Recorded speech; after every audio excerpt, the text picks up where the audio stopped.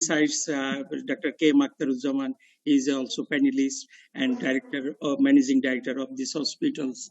So I, from the scientific committee, I request, I introduced Dr. Aisha Siddiqui Shapla to start this program. Aisha Siddiq Shapla is an intern doctor of Sylhet M.A.J. Osmani Medical College. She is from 53rd batch. She is a very brilliant doctor in our hospitals. Please, Shapla, you may start your program. Thank you, sir. Assalamu alaikum and good evening, everyone. I welcome everyone today's session update on COVID-19 and long-term health effects of COVID-19. I am Dr. Aisha Siddiqui Shapla, intern doctor, Sylhet M.A.J. Osmani Medical College. Corona, which is still a novel virus but spread into the whole world gradually, and World Health Organization declared it as a pandemic on 11 March 2020. We have lost so many lives due to COVID-19, and we are facing so many problems for this COVID-19.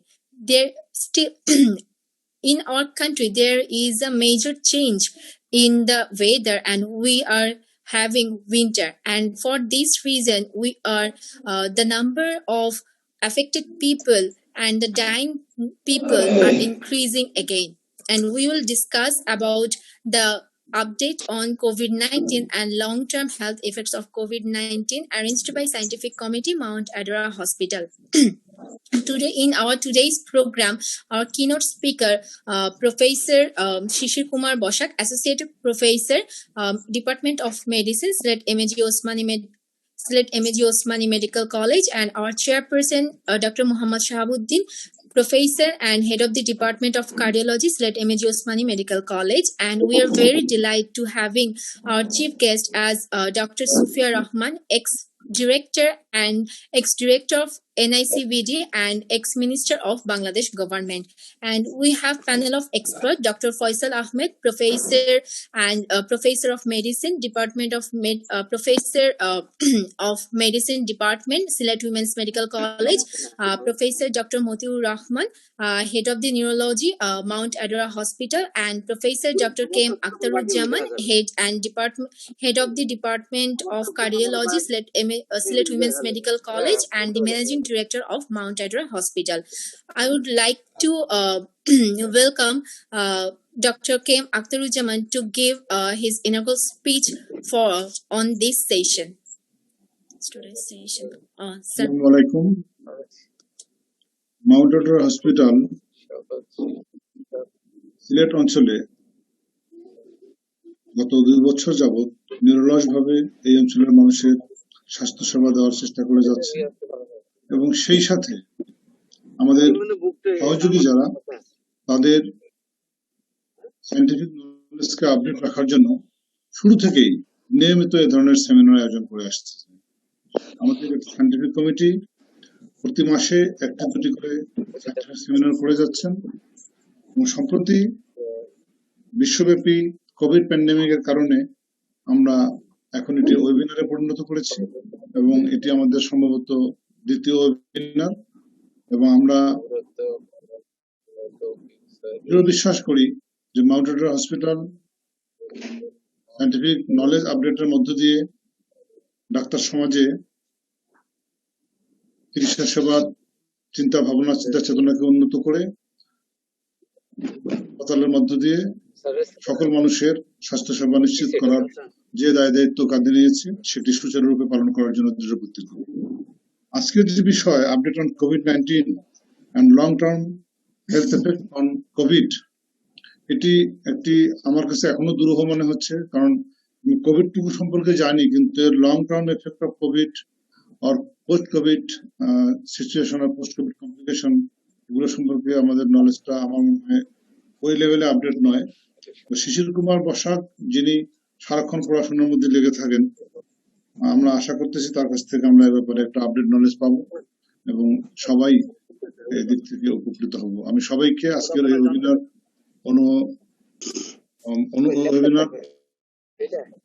অংশ নিয়ে উপভোগ করার জন্য এবং scientific knowledge নেওয়ার জন্য অনুরোধ জানাচ্ছি এবং মাউন্টেন হসপিটালের পক্ষ থেকে সবাইকে আজকের এই ওয়েবিনারে আন্তরিকভাবে স্বাগত জানাচ্ছি।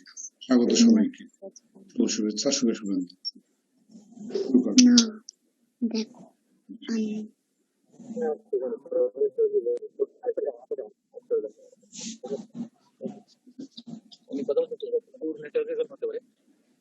আপনি শুরু করতে পারেন, আমাদেরকে মিউট করে দিবেন আর কি। আচ্ছা, আনমিউট করে নাও, তোমাকে আনমিউট করো। ধন্যবাদ ডক্টর কে এম আখতারুজ্জামান স্যারকে। আমি এবার আমন্ত্রণ জানাচ্ছি প্রফেসর শিশির কুমার বসাক স্যারকে তার মূল্যবান বক্তব্য দেওয়ার জন্য।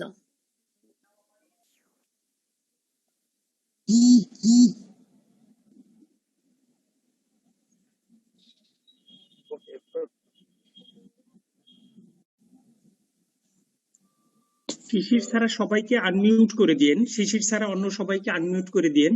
শিশির শুধু মিউট থাকবে আর সবাইকে আনমিউট করে দেন। আমার স্ক্রিন কি দেখা যাচ্ছে এবং আমার কথা কি শোনা যাচ্ছে কিনা? হ্যাঁ, আপনার স্ক্রিন দেখা যাচ্ছে, আপনাকে শোনা যাচ্ছে। আপনি শুরু করতে পারেন। জি, thank you. Start video start. আমি প্রথমে আজকের ওয়েবিনারের চেয়ারপারসন, আমাদের সম্মানিত chief guest, panel of expert এবং এনলাইটেন্ড যারা শ্রোতা আছেন, সবাইকে সশ্রদ্ধ সালাম জানিয়ে আমি শুরু করছি। প্রথমে আমি বলে রাখি যে আমি I am not an expert in this subject. Just এটা প্রেজেন্ট করার একটা টপিক নিয়ে সবাই আলোচনা করার জন্য আমি একটা কিছু টপিক বিভিন্ন জায়গা থেকে পড়াশোনা করে কিছুটা কম্পাইল করেছি এবং পরের দিকে আমরা সবাই কোয়েশ্চেন আনসার সেশনে আমরা শেয়ার করব।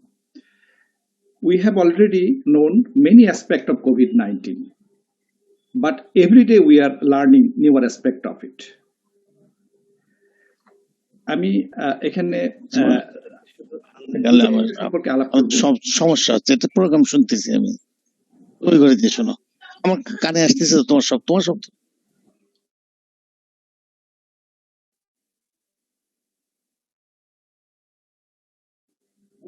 আলাপ করব। একটা হচ্ছে আপডেট অন কোভিড-19 এবং long term health effects of COVID-19. যেহেতু লং টার্ম ইফেক্ট আছে, কাজেই এই কোভিড-19 এর এই প্রথম যে অ্যাটাকটা সেটাকে আমরা অনেক সময় অ্যাকিউট কোভিড-19 হিসাবে এখন আখ্যায়িত হয়তো করাটা ঠিক হবে।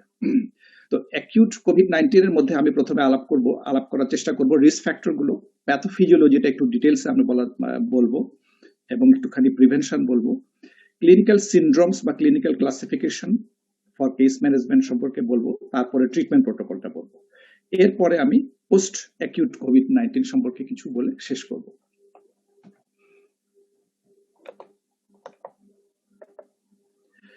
আমি এই টপিকস গুলা সংগ্রহ করেছি এই একটা BMJ ব্রিটিশ মেডিকেল জার্নালের বেস্ট প্র্যাকটিস একটা মানে আছে, সেটা মানে টাইম টু টাইম এই করোনা ভাইরাসের উপর আপডেট করে থাকে এবং লাস্ট আপডেট হচ্ছে নভেম্বর 27, 2020 সাল, খুব রিসেন্ট আপডেট। এটা 250 পেজের মতো একটা আপডেট, মানে যারা একটু জানতে আগ্রহী আমার মনে হয় এইটা থেকে আমরা নিতে পারবো। এবং আমরা জানি জাস্ট সপ্তাহখানিকের হলো আমাদের এই 8th version of national guideline for clinical management of কোভিড-19টা বের হয়েছে, যেটা না 1 মাস হয় প্রায় বের হয়েছে, 5th নভেম্বর। এটা থেকে আমি মানে আমার যে প্রেজেন্টেশন সেটা থেকে না হয়েছে এবং আরো অনেকগুলো রিভিউ আমি এখানে include, as we go we will actually mention the reviews.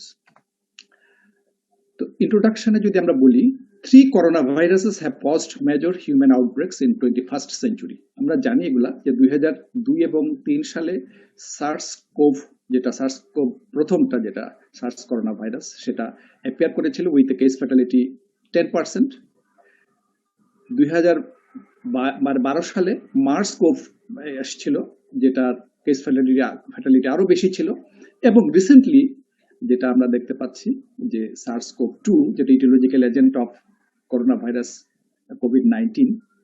Corona virus disease 19, এটা লেট 19-এ রিপোর্টেড হয়েছে। কাজে এই শতাব্দীতে 3টা করোনা ভাইরাস আমাদেরকে হিট করলো এবং কোভিড-19 প্যান্ডেমিক আমরা সবাই জানি it's an unprecedented health care emergency causing mortality and illness across the world. Although primarily affecting the lungs, the SARS coronavirus 2 also affects the cardiovascular system and other systems as well. কিভাবে spread করে আমরা সবাই জানি, এটা CDC নভেম্বরের 4 তারিখে update অনুসারে এটা ক্লোজ কন্ট্যাক্টের মাধ্যমে মানে 6 ফিটের মধ্যে থাকলে রেসপিরেটরি ড্রপলেট দিয়ে ছড়ায়। এটা নতুন কথা না, পুরাতন কথা। এটা খুব ইম্পর্টেন্ট, আমাদের মনে রাখতে হবে যে people who are not infected, people who are infected but do not have symptoms, মানে asymptomatic যারা, they can also spread the virus to others. This is very important, should be kept in mind. এবং এই কথাটাও খুব গুরুত্বপূর্ণ যে when people are in enclosed spaces with poor ventilation, COVID-19 can sometimes be spread by airborne infection. আমরা আগে জানতাম যে এয়ারবোর্ন ইনফেকশন শুধুমাত্র যেখানে অ্যারোসোলাইজিং প্রসিডিউর, ডাক্তারদের যে সমস্ত মানে অ্যারোসোলাইজিং প্রসিডিউর সেখানে ছড়ায়, কিন্তু আমরা যারা ক্লোজ স্পেসে মিটিং করি সেখানে পোর ভেন্টিলেশন যদি থাকে এটা কিন্তু ছড়াতে পারে, এটা মাথায় রাখতে হবে। এবং কন্টামিনেটেড সারফেস তো আছে। এবং এগুলি বলছে লেস ইম্পর্টেন্ট শেষের দুটো, আর প্রথম দিকের যে তিনটা সেগুলো মোর কমন। রিস্ক ফ্যাক্টরটা একটু এলাবোরেটলি বলার চেষ্টা করব যে কি কি রিস্ক ফ্যাক্টর থাকলে এই ভাইরাসটা আমাদেরকে মানে সিভিয়ার ডিজিজ করতে পারে। সেগুলি হচ্ছে রেসিডেন্স, মানে এটা হচ্ছে যে কোনো ইনফেকশনের জন্য, residence, work, mild moderate severe যে কোনো ইনফেকশনের জন্য, residence, work or travel in location with high risk of transmission, contact with probable or confirm case, এগুলো আমরা জানি। Older age, male sex, presence of comorbidities. এই প্রেজেন্স অফ কোমরবিডিটিস গুলা হচ্ছে cardiovascular disease, hypertension, obesity, diabetes mellitus আমরা জানি সবাই, smoking, chronic respiratory disease, chronic kidney disease, malignancy, solid organ transplant, pregnancy, blood group এ, এরকম আরো অনেক কিছু কিছু আস্তে আস্তে আমরা জানতে পারতেছি। এখানে যদি আমরা লক্ষ্য করি যে এখানে হাইপারটেনশন, ওবেসিটি, ডায়াবেটিস, স্মোকিং মানে কার্ডিওভাস্কুলার রিস্ক ফ্যাক্টর গুলা হচ্ছে মানে মেইন এখানে রোল প্লে করতেছে অ্যামং দ্য রিস্ক ফ্যাক্টরস। আমরা যদি একটা একটা করে যাই রিস্ক ফ্যাক্টর একটু করে দেখি আমরা তাদের কি স্ট্যাটিস্টিক্স আছে। ওল্ডার এজের কি কি statistics? Older age is a risk factor for infection. The risk of severe illness in adults increases with age. With older people aged more than 65 years and older are at higher risk. In the US, patients more equal or more than 65 years accounted for 31% of all cases, 45% of all hospitalizations with COVID-19, 53% of intensive care admissions, and 80% of deaths. যেটা একটা significant বিষয়। Data from a cross-sectional study in the UK indicate that people aged between 40 to 64 years are at greatest risk of infection. এই বয়সের এরা আবার greatest risk এ থাকে। While age is an important independent risk factor, the risk in older people is also partly related to the likelihood that older adults are more likely to have comorbidities. সেই জন্যই তারা হয়তো বেশি affected হয়। এটা একটা factor যে comorbid condition থাকে। Mail gender is a risk factor for infection, more severe disease and mortality. The higher prevalence of alcohol consumption, smoking may have contributed to the higher prevalence of infection among men, but there are also other factors. It is hypothesized that women mount a stronger immune response compared to men. However, further research is required. Presence of comorbidities. People with comorbid conditions are at higher risk of severe illness and mortality. এটা আমরা দেখলাম। The more comorbidities a person has, the greater is their risk for severe illness. Comorbid condition সংখ্যা যত বেশি হবে তাদের risk তত বেশি হবে। এটা একটা ইম্পর্টেন্ট তথ্য যে in the US approximately 91% of the hospitalized patients had at least one reported underlying medical conditions. এটা হালনাগাদ ডাটা অনুসারে যারা ভর্তি হয়েছিল তাদের 91%-এরই কোনো না কোনো রিস্ক ফ্যাক্টর ছিল। And the most prevalent comorbid conditions in adults with COVID-19 are hypertension, diabetes, cardiovascular disease, chronic respiratory disease, and other chronic diseases like cancer. Hospitalization were 6 times higher and deaths were 12 times higher in patients with comorbid conditions compared with those who are without these comorbid conditions. Obesity সম্পর্কে আমরা একটু দেখি যে obeys পেশেন্টরা মানে কিরকম হাসপাতালে মানে কি অবস্থা তাদের। A pooled analysis found that people with obesity are at 46% higher risk of infection, 113% higher risk of hospitalization, 74% higher risk of ICU admission, and 48% higher risk of mortality. Patients with a body mass index equal or more than 30 have a 2.35-fold risk for critical disease, that means more than double, and 2.68-fold risk of in-hospital mortality compared with the patient with a body mass index less than 30. Obesity is a significant risk factor for critical disease and also mortality. Obesity play a significant role in the risk of death from COVID-19, particularly in males and younger people, less than 60 years. এদের ক্ষেত্রে obesity একটা significant role play করে তাদের risk of death. Hypertensionটা কেমন role play করছে? Hypertension, patients with hypertension have 2.98-fold higher risk of severe disease and 2.88-fold higher risk of fatality compared with patients without hypertension. Diabetes এর ক্ষেত্রে কি অবস্থা? 1/3 of all deaths in hospitalized patients in England occurred in patients with diabetes. People with type 1 diabetes have 3.5 times the odds of dying in hospital with COVID-19, while people with type 2 diabetes have 2.03 times the odd. Cardiovascular disease as a whole, people with serious heart conditions, heart failure, coronary disease, cardiomyopathy are at increased risk of severe illness. Cardiovascular disease is associated with a 3-fold increased risk of severe infection and 11-fold increased risk of all-cause mortality. This is the highest one. People with heart failure are at increased risk of hospitalization, poor outcome, and death. Chronic respiratory disease. COPD is associated with 5-fold increase in the risk of severe infection. People with moderate to severe asthma may be at increased risk of severe illness. However, evidence is limited. There is no statistically significant association between asthma and higher risk of mortality in patients with COVID-19. ঠিক একই রকম data CKD বা সবকিছুতেই আছে, তবে সবচেয়ে বেশি risk factor যেটা বোঝা গেল যে cardiovascular disease and it's risk factor. এখন আমরা একটু প্যাথোফিজিওলজিতে যাব, একটু ডিটেলস আমরা আলাপ করব প্যাথোফিজিওলজি কেন, এই মানে কি আন্ডারলাইং প্যাথোফিজিওলজি। তবে শুরুতেই বলে নেওয়া ভালো, the pathophysiology is not yet fully understood, however details are emerging. আমরা আপনাদের চিন্তা ভাবনার মধ্যে কিছু ফুয়েল একটু করে দিব আস্তে আস্তে। তবে প্রথমে আমরা বলে নেই, যতটুকু জানা গেছে যে এটা হচ্ছে কোভিড-19 ভাইরাস, SARS-CoV-2। এই SARS-CoV-2 এর আমরা জানি যে একটা স্পাইক প্রোটিন বা এস প্রোটিন থাকে, এগুলো হচ্ছে এস প্রোটিন। এখন জানা গেছে এস প্রোটিনের আবার দুটো ইউনিট, S1 ইউনিট এবং S2 ইউনিট। S1 ইউনিটটা TMPRSS2, ট্রান্সমেমব্রেন সেরিন প্রোটিয়েজ 2। এইটা এই মানে এনজাইমের দ্বারা এই S1 প্রোটিনটা আগে প্রাইমড হয়। প্রাইমড হওয়ার পরে এই S2 প্রোটিন অংশ, S2 অংশটা সেটা এই AC অ্যাঞ্জিওটেনসিন কনভার্টিং এনজাইম 2 যে রিসেপ্টর, সেই রিসেপ্টরের সাথে বাইন্ড করে। তাহলে এটা প্রাইমড হওয়ার পরে ওইটার সাথে বাইন্ড করে, বাইন্ড করার পরে সে মানে আমাদের সেলের ভিতরে ঢুকে যায়। ঢুকে গিয়ে আমাদের সেলের মেশিনারি ব্যবহার করে সে আস্তে আস্তে একটা নতুন ভাইরাস, অনেক মানে thousands of millions of copies of virus are produced and emerge from the cell. তো এই যে অ্যাঞ্জিওটেনসিন কনভার্টিং এনজাইম 2 H2, এটা আমাদের শরীরে ওয়াইডলি এক্সপ্রেসড হয়। এই রিসেপ্টরটা যে আমাদের শরীরে আছে, এটা আবিষ্কার হয় মাত্র 2000 সালে মাত্র আবিষ্কার হয়, এবং এরপর থেকে এটার উপরে অনেক গবেষণা চলছে। তো H2 is present in type 2 alveolar cell, সেই জন্য লাং ডিস্ট্রাকশন করে। লাং দিয়ে মানে লাংয়ে প্যাথোলজি গুলা এটা দিয়ে ব্যাখ্যা করা যায়। Alveolar macrophages, arterial and venous endothelial cell, arterial smooth muscle cell, cardiac muscle cell মানে কার্ডিওভাস্কুলার, এগুলি বোর্ড লেটারে যেগুলো লেখা হলো এগুলো হচ্ছে তার মেইন ডিস্ট্রিবিউশন সোর্স।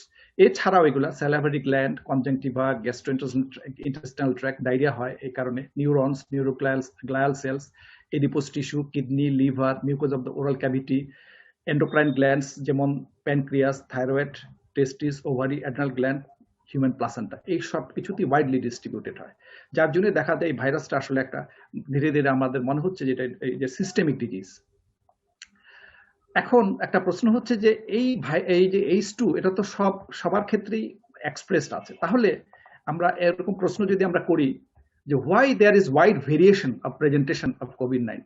কারো অ্যাসিমটোমেটিক থাকতেছে, কারো মাইল্ড হয়, কারো মডারেট হচ্ছে, কারো সিভিয়ার হচ্ছে, কারো ক্রিটিক্যাল হচ্ছে, এআরডিএস হচ্ছে, নিউমোনিয়া, সেপটিক শক, এবং অনেকেই মারা যাচ্ছে। এরকম ওয়াইড রেঞ্জ অফ ভেরিয়েশন কেন হচ্ছে, এটা আমাদের একটা প্রশ্ন। তো আমরা এইটুক জানতে পারলাম রিস্ক ফ্যাক্টর থেকে। এটা আরেকটা চাইনিজ কোহর্টের থেকে নেওয়া, যে case fatality in hospitalised patients of কোভিড-19, সেটা যদি আমরা পর্যবেক্ষণ করি, যেটা প্রথম দিকে আমরা পেয়েছিলাম যে কার্ডিওভাস্কুলার ডিজিজে মর্টালিটি 11 টাইমস বা 10.5 গুণ, ডায়াবেটিসে ফ্যাটালিটি রেট এগুলা 77.3%, হাইপারটেনশনে 6%, compare to the patients without comorbidities. মানে কোমরবিড কন্ডিশন যেগুলো আছে সেগুলো না থাকলে পরে তার তুলনায় অনেক গুণ মৃত্যু ঝুঁকি বাড়ছে। তার মানে এই যে critical death, critical illness, severe illness বা ডেথ, তাহলে এই ধরনের যে কোমরবিড কন্ডিশনগুলোর উপরেই কিন্তু অনেকটাই নির্ভর করছে বলে আমরা ধরে নিতে পারি।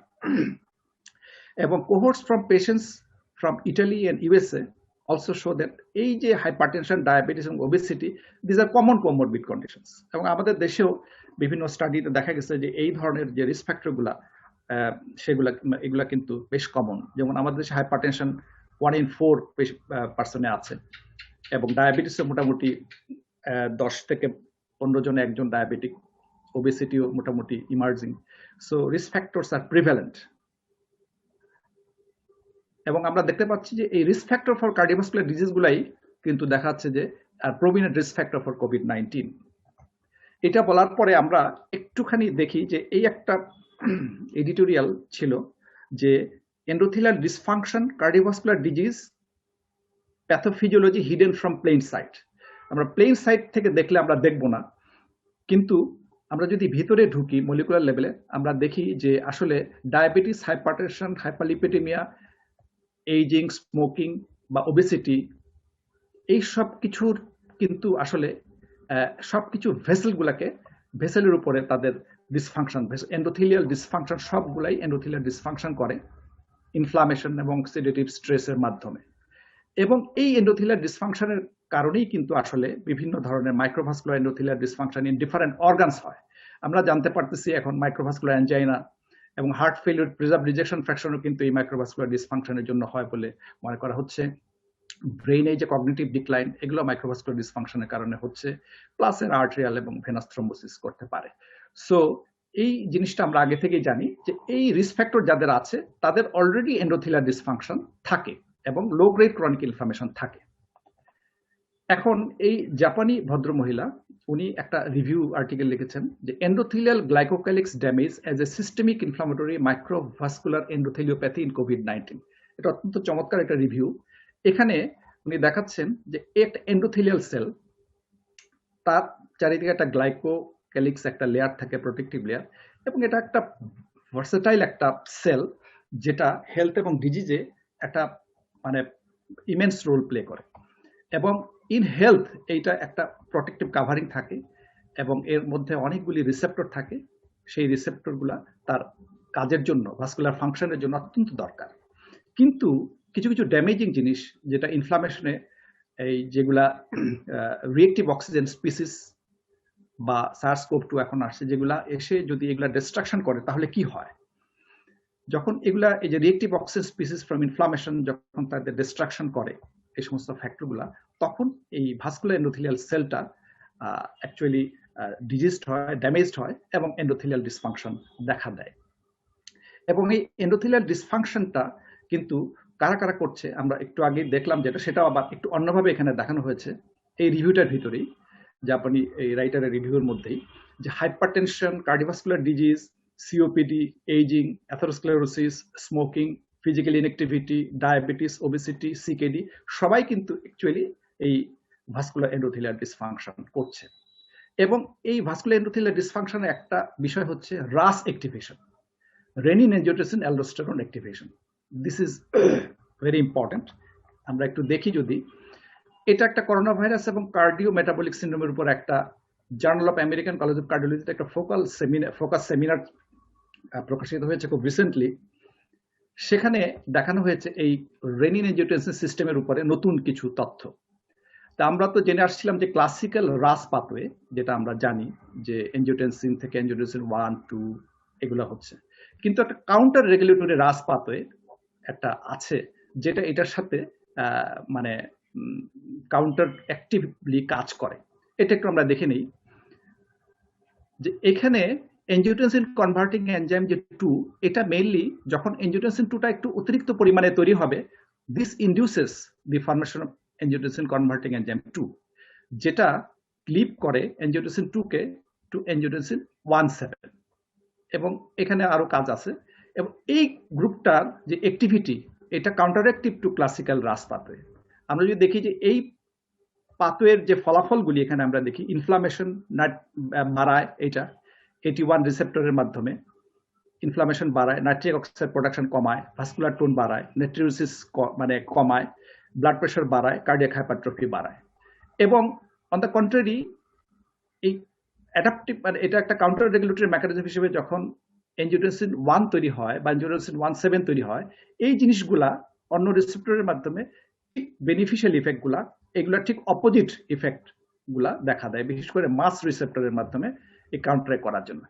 এই যে কাউন্টার ব্যালেন্সিং, এটা আমরা খুব রিসেন্টলি জানতে পারলাম যে কাউন্টার ব্যালেন্সিং এর একটা পাথওয়ে আছে, অর্থাৎ H2 এই যে রিসেপ্টরটার উপরে ভিত্তি করে করোনা ভাইরাসটা আমাদের শরীরে ঢুকতেছে, এই H2 রিসেপ্টরটা অ্যাকচুয়ালি এক্সপ্রেসড হয় বেশি বেশি আকারে যখন এই পাথওয়েটা অ্যাক্টিভ থাকে। এই পাথওয়েটা অ্যাক্টিভ থাকলে পরে এই রিসেপ্টরটা এক্সপ্রেস বেশি হয়, যাতে করে একটা কাউন্টার মানে মেকানিজম মানে জিনিসটাকে বেশি বাড়তে দেয় না।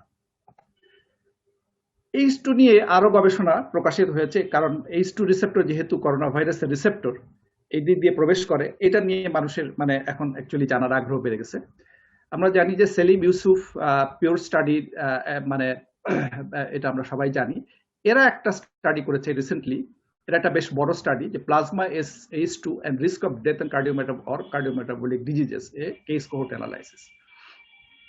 এটা সেই ব্যাকগ্রাউন্ডে করা হয়েছে, যে ব্যাকগ্রাউন্ডটা হচ্ছে H2 is an endogenous regulator of renin-angiotensin hormonal cascade. We assessed whether plasma H2 concentration were associated with greater risk of death.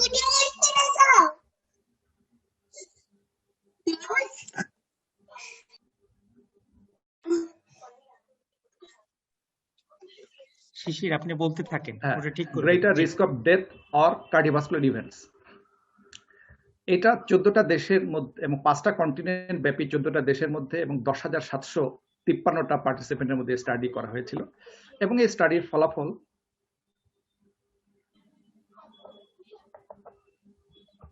এটা কি আসলে, please move this Windows away from shared application, এটা মানে কি?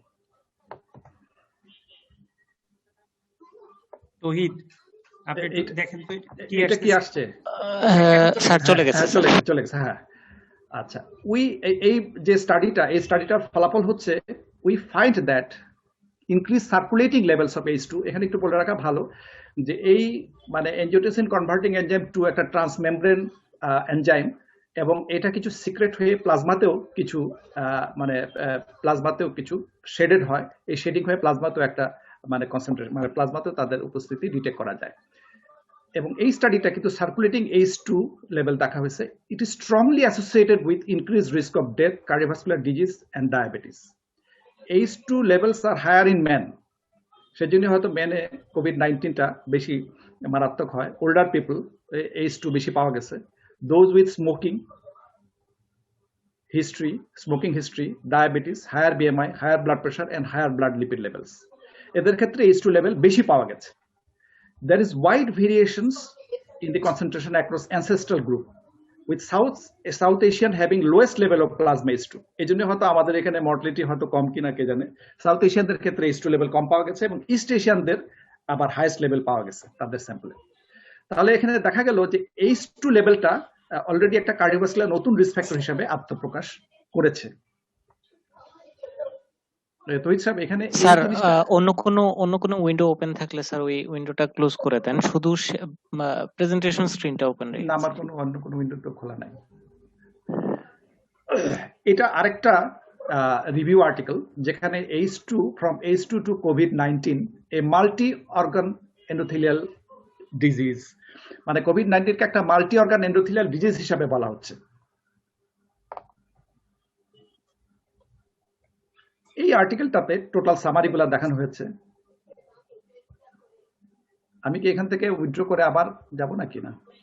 এইটা শেয়ারিংটা ক্লোজ করে আরেকবার নতুন করে স্ক্রিনটা শেয়ার করে দেন স্যার। চলে গেছে, আচ্ছা দেখি।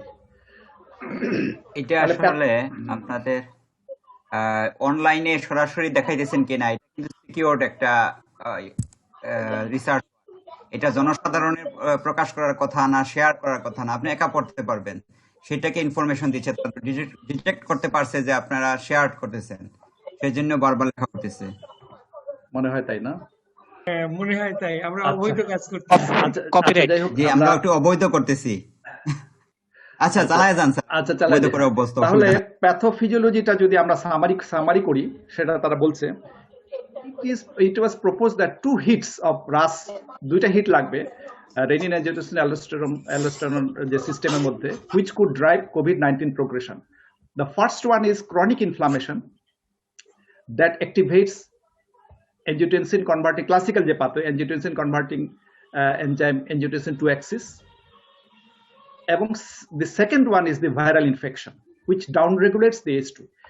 যখন করোনা ভাইরাসটা ACE2 angiotensin converting enzyme 2 এর মাধ্যমে সেলে ঢুকে যায়, তখন কিন্তু হঠাৎ করে তাদের লেভেলটা কমে যায়, তাদের মানে রিসেপ্টরটা ডাউন রেগুলেট হয়ে যায়। তো এখানে বলতেছে প্রথম হিট হচ্ছে যে রাসটাকে স্টিমুলেট করে, সরি মানে ক্লাসিক্যাল পাথওয়েটা স্টিমুলেটেড হয়, কারণ এই সমস্ত যে সমস্ত মানে রিস্ক ফ্যাক্টর গুলা যখন থাকে কার্ডিওভাস্কুলার রিস্ক ফ্যাক্টর, তখন আমরা বললাম যে ক্লাসিক্যাল রেনিন angiotensin aldosterone পাথওয়েটা অ্যাক্টিভেটেড থাকে এবং ACE2টা ওভার এক্সপ্রেস থাকে।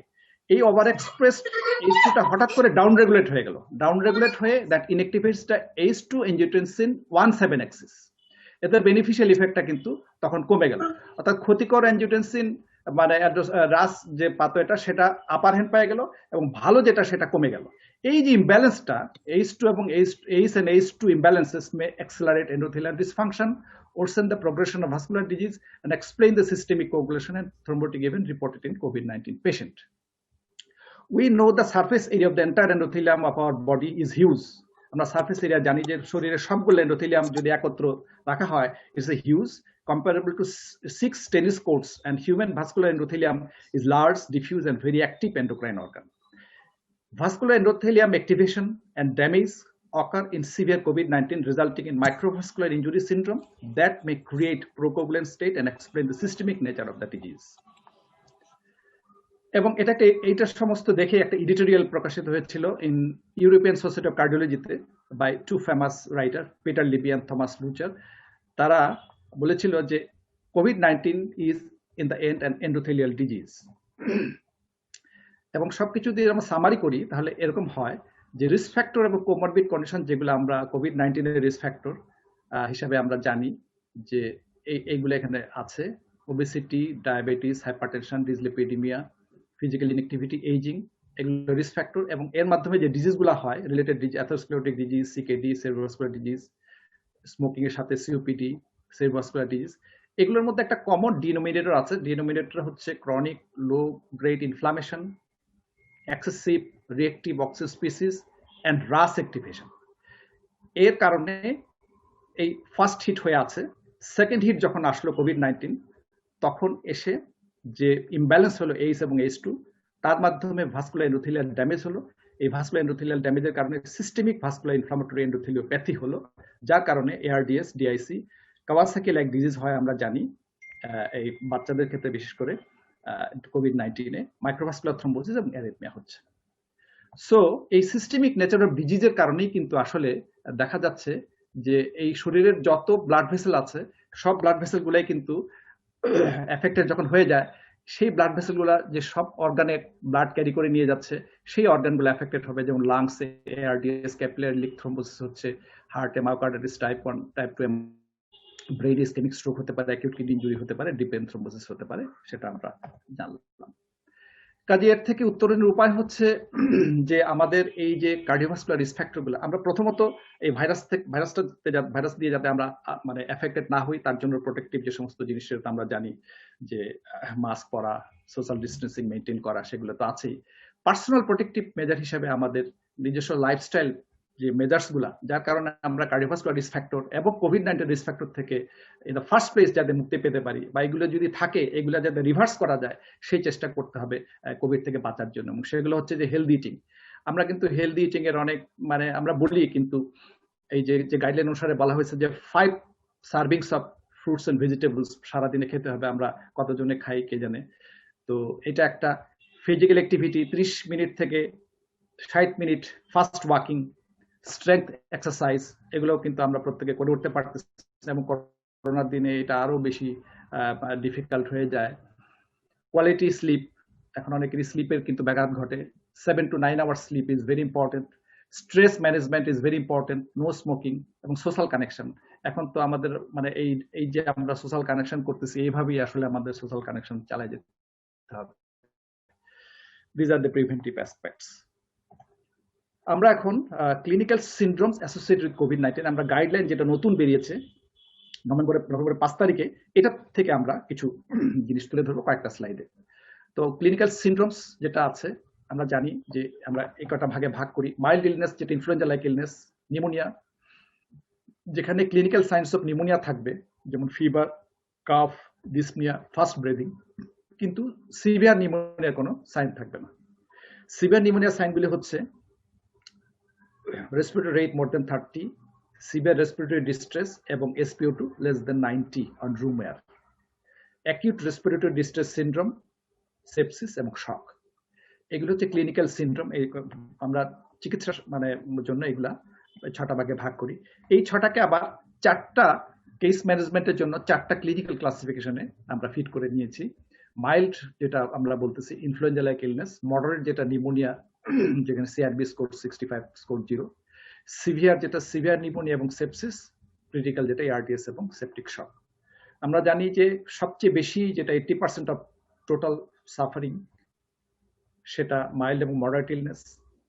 14% সিভিয়ার ইলনেস হয়, 5% হয় হচ্ছে ক্রিটিক্যাল ইলনেস এবং 1% অ্যাসিম্পটোমেটিক থাকতে পারে। ক্লিনিক্যাল কেস ডেফিনেশনটা একটু ইম্পর্টেন্ট সেজন্য যে আমাদের এগুলি আমরা জানি, তারপরেও দেখা যায় যে আমাদেরকে যখন আমাদের এই নিকট কেউ ফোন করে যে আমার এই সমস্যা, এখন আমি কি করব, তখন কিন্তু আমরা অনেক সময় পাজলড হয়ে যাই যে তাকে কি চিকিৎসা দেওয়া যায়, ভর্তি হতে বলবো না কি করব, কি চিকিৎসা নিবে। কাজেই আমাদের চিকিৎসার স্বার্থে কোন মানুষকে কি চিকিৎসা দেওয়া হবে সেটার জন্য আমাদের কেস ডেফিনেশন অবশ্যই সবাইকেই আমরা জানি, তারপর আমরা আরেকবার একটু দেখে নিই। মাইল্ড কেস হচ্ছে ক্লিনিক্যাল সিমটমস আর mild, there is no signs of pneumonia on imaging. সিমটমগুলি থাকবে fever, cough, sore throat, malaise, headache, muscle pain without shortness of breath. এখানে শর্টনেস অফ ব্রেথ থাকবে না বা কোনো অ্যাবনর্মাল ইমেজিং থাকবে না। এখানে ইমেজিং এ কোনো ক্লিনিক্যাল বা রেডিওলজিক্যাল এভিডেন্স অফ নিউমোনিয়া এখানে থাকবে না, মাইল্ড। কিন্তু মডারেটে যেটা থাকবে সেটা হচ্ছে যে এখানে ক্লিনিক্যাল সাইন্স অফ নিউমোনিয়া থাকবে, ফিভার, কাফ, এখানে ব্রেথলেসনেস থাকবে, ফাস্ট ব্রিদিং, কিন্তু সিভিয়ার নিউমোনিয়াটা থাকবে না। এখানে রেসপিরেটরি ডিস্ট্রেস থাকতে পারে, কিন্তু রেসপিরেটরি রেট 30-এর নিচে থাকবে, পালস অক্সিমেট্রি 90-এর উপরে থাকবে। এবং সিভিয়ার কেসে এই জিনিস যেটা এখানে রেসপিরেটরি ডিস্ট্রেস 30-এর নিচে, এখানে 30-এর উপরে, পালস অক্সিমেট্রি যেটা 90-এর উপরে, এখানে 90-এর নিচে। আর ক্রিটিক্যাল যেটা, সেটা আমরা জানি যে respiratory failure requiring mechanical ventilation, shock এবং অর্গান ফেলিউর থাকে, যদি থাকে সেটা হচ্ছে critical.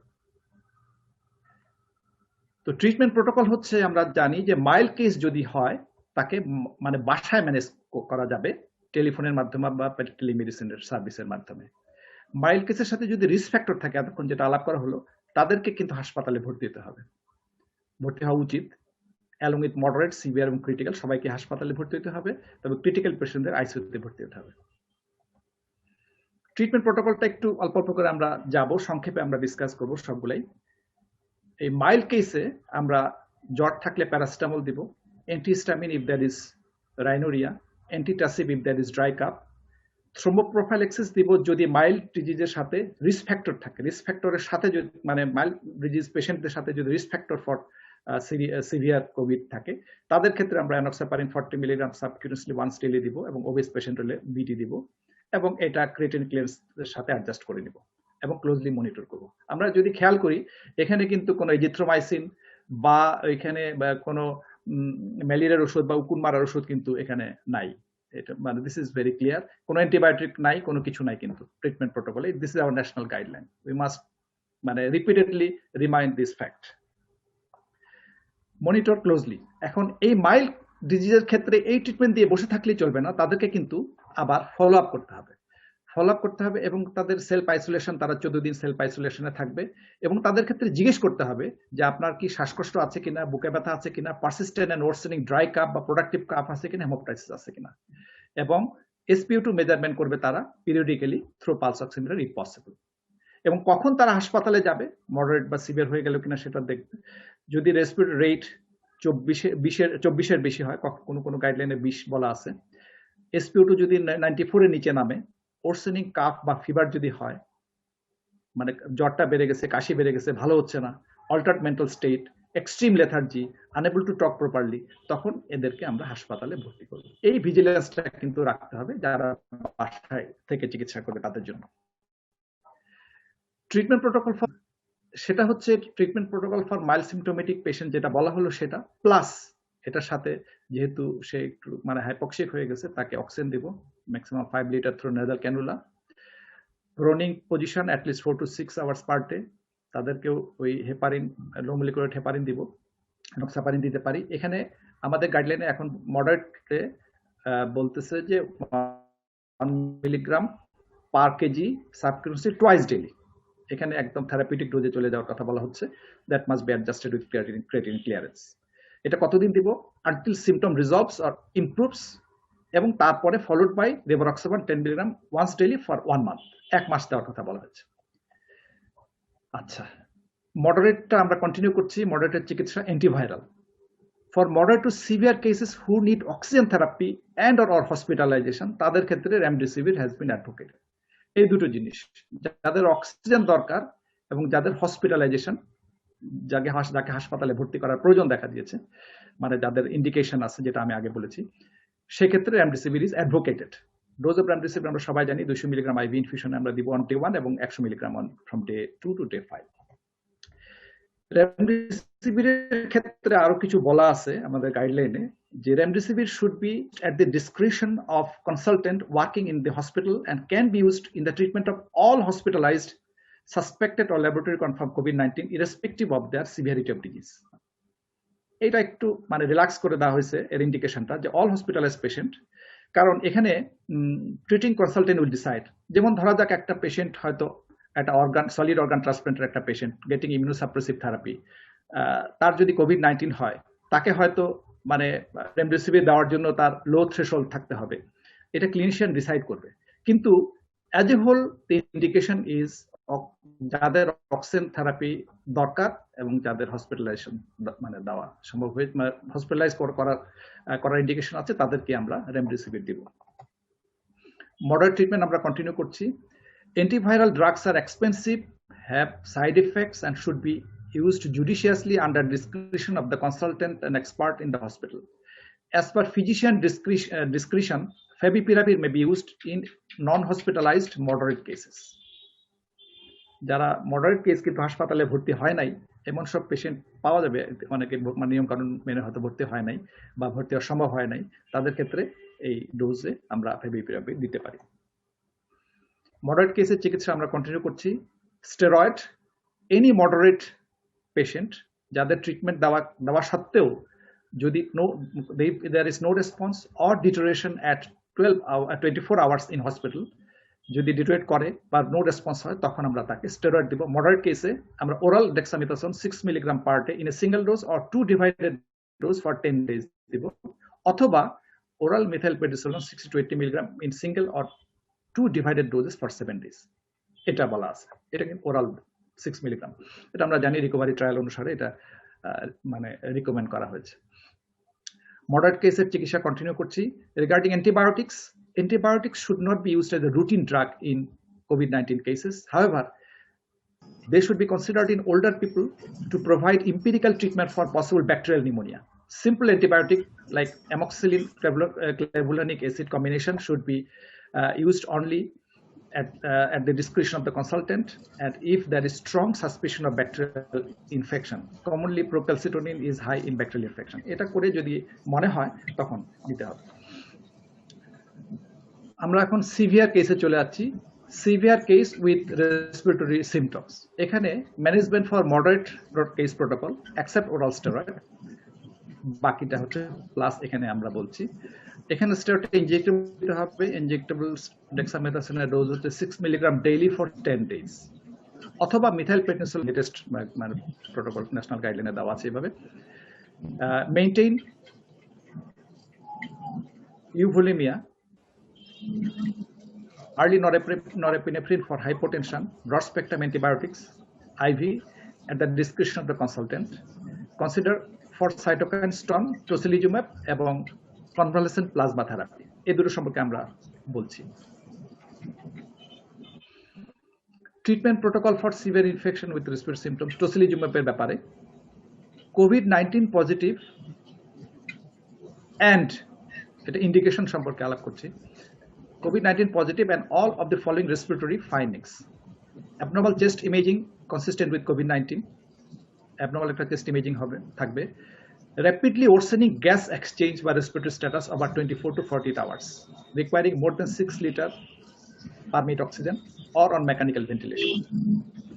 Absence of systemic bacterial, fungal, parasitic co-infection. High clinical suspicion for cytokine release syndrome and clinical deterioration of the patient. এগুলি থাকলে আমরা টসিলিজুমাব দেব। কনভালসেন্ট প্লাজমা থেরাপির কথা বলা হচ্ছে। ডোনার শুড বি, এটা সম্পর্কে এখনো মানে বলা হয়েছে যে মানে ক্লিয়ার কাট কিন্তু এভিডেন্স নাই।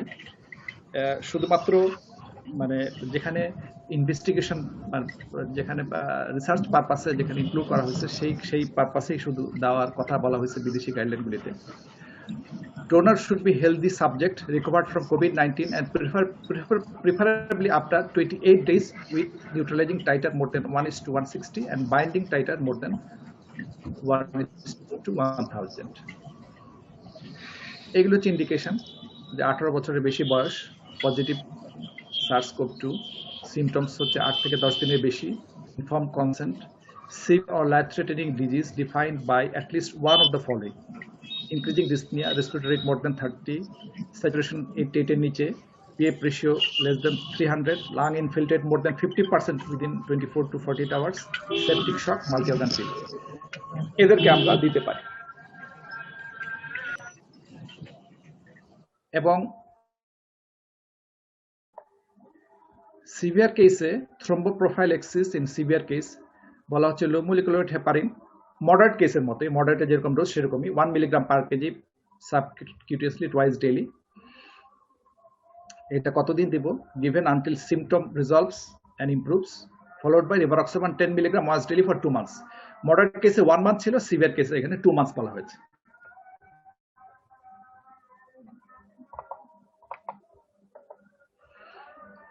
এখানে স্টেরয়েড ডোজ ইন আইসিইউতে স্টেরয়েড ডোজ একটু আলাদা। আইসিইউ তিনটা কন্ডিশনে, এআরডিএস এ methyl penicillin 1 to 2 milligram per KG body weight 12 hourly, অথবা dexamethasone 20 milligram IV daily for 5 days, then 10 milligram IV daily for 5 days as per DEXA ARDS trial.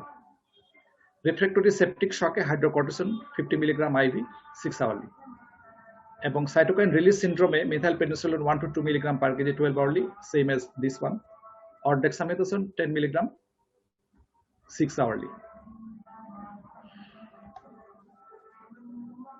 তো আমরা এখানে শেষ করতেছি। ক্রিটিক্যালটা আমি এখানে বলি নাই, কারণ ক্রিটিক্যালটা আইসিইউ ম্যানেজমেন্ট এবং প্রেজেন্টেশন অনেক বড় হয়ে যাবে, সেই জন্য আমি এটা অ্যাভয়েড মানে বাদ দিয়ে গেছি। So we are going to long term health effects of COVID-19. COVID-19 may increase the risk of long-term health problem. I guess যে body systems and organs can be affected, যেমন heart, damage to the heart muscle. আমরা জানি যে অনেক একটা German study থেকে আমরা জানি যে যেখানে ম্যাগনেটিক রেজোনেন্স করে দেখা গেছে যে কার্ডিয়াক ইনভলভমেন্ট 78% পেশেন্টের ক্ষেত্রে পাওয়া গেছে একটা সিরিজে। Damage to the heart muscle হতে পারে এবং that may lead to heart failure in the long term. Damage to the lung tissue and restrictive lung disease হতে পারে। ব্রেইন এন্ড নার্ভাস সিস্টেম, যেখানে লস অফ স্মেল অনেকদিন পর্যন্ত অনেক সময় থাকে। Consequences of thromboembolic events such as pulmonary embolism, heart attack, stroke, এগুলো হতে পারে। পরেও মেন্টাল হেলথের উপরে কিন্তু কিছু প্রতিক্রিয়া দেখা দেয়। কগনিটিভ ইম্পেয়ারমেন্ট বলছি, anxiety, depression, post traumatic stress disorder এবং musculoskeletal and others, pain in joints and muscles, fatigue, খুব কমনলি পাওয়া যায় এটা। এবং এগুলি সাধারণত যারা তাদেরই থাকে যারা আইসিইউ অ্যাডমিশন থাকে, এবং বিভিন্ন দেখা গেছে যে এই সমস্ত রিস্ক ফ্যাক্টর যাদের থাকে, রিস্ক ফ্যাক্টর, তাদের ক্ষেত্রে এই জিনিসপত্রগুলা লং টার্ম হেলথ প্রবলেমগুলো বেশি দেখা যায়।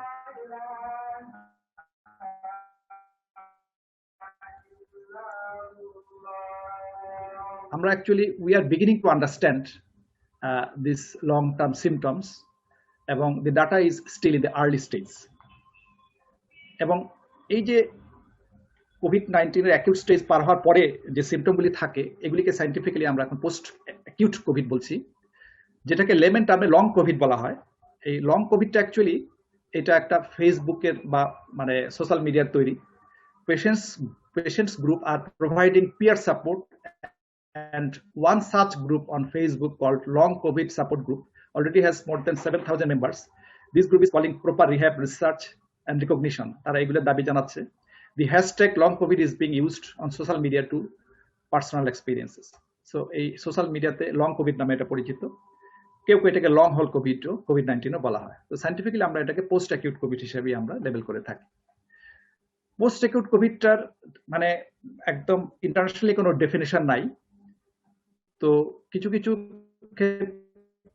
মানে কয়েকটা বিএমজে এর একটা জার্নালে এটা আপডেট একটা প্রকাশিত হয়েছে রিসেন্টলি, সেখানে বলা হচ্ছে যে post acute Covid is defined as extending beyond 3 weeks from the onset. পরে যদি সিমটম থাকে এটাকে পোস্ট অ্যাকিউট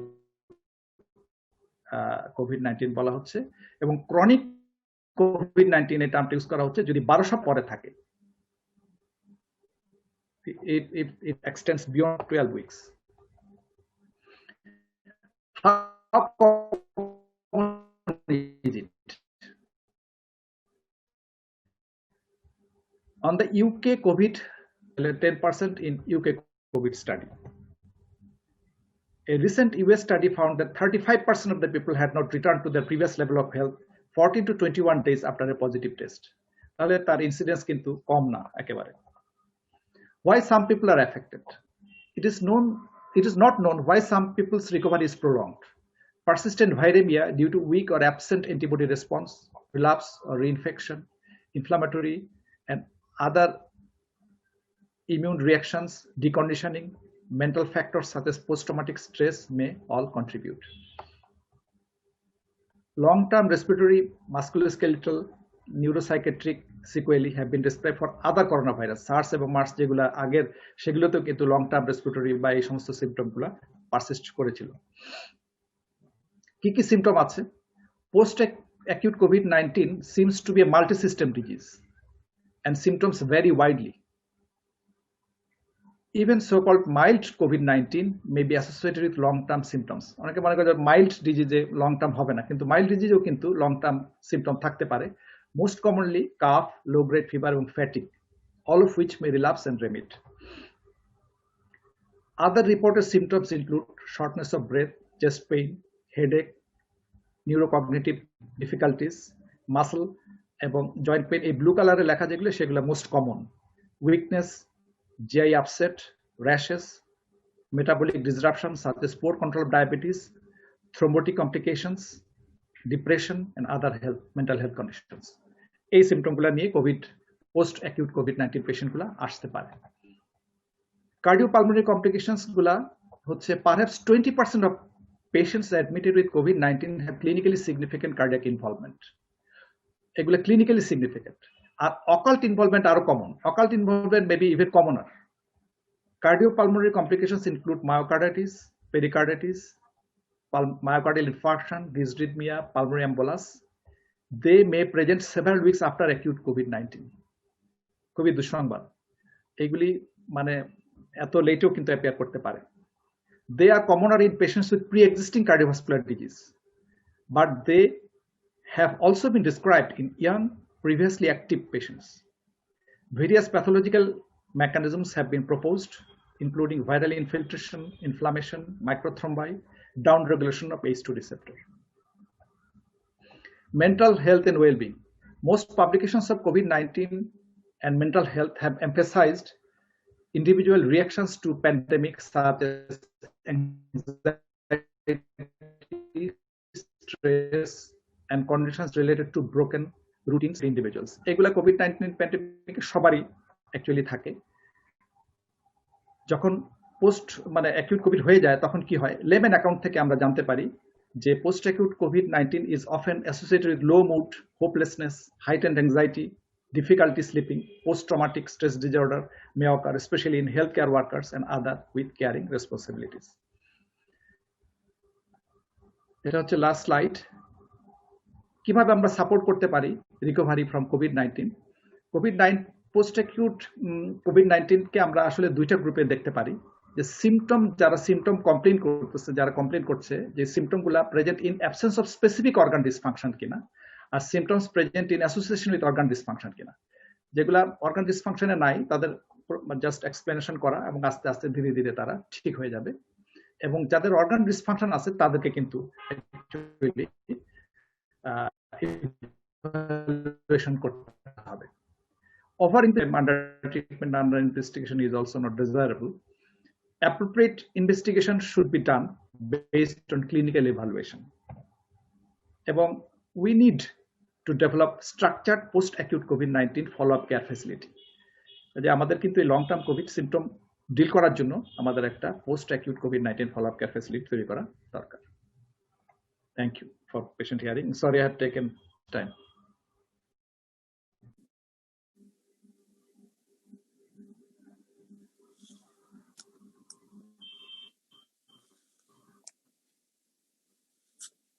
শিশির, আপনি স্টপ শেয়ারিং করেন আর শাপলা মানে কোশ্চেন অ্যান্সার সেশনে যাও।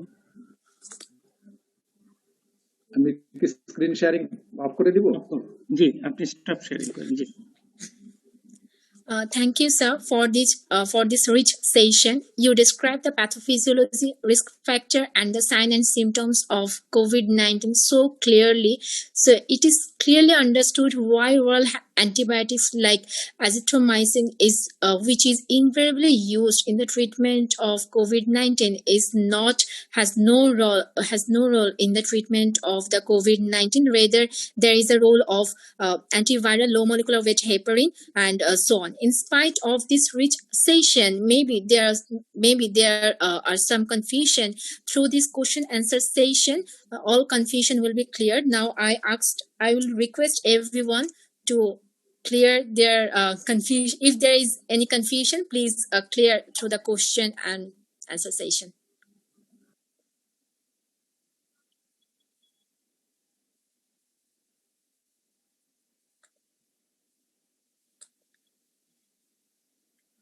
If there is no question, you may ask the panel of experts to deliver his speech.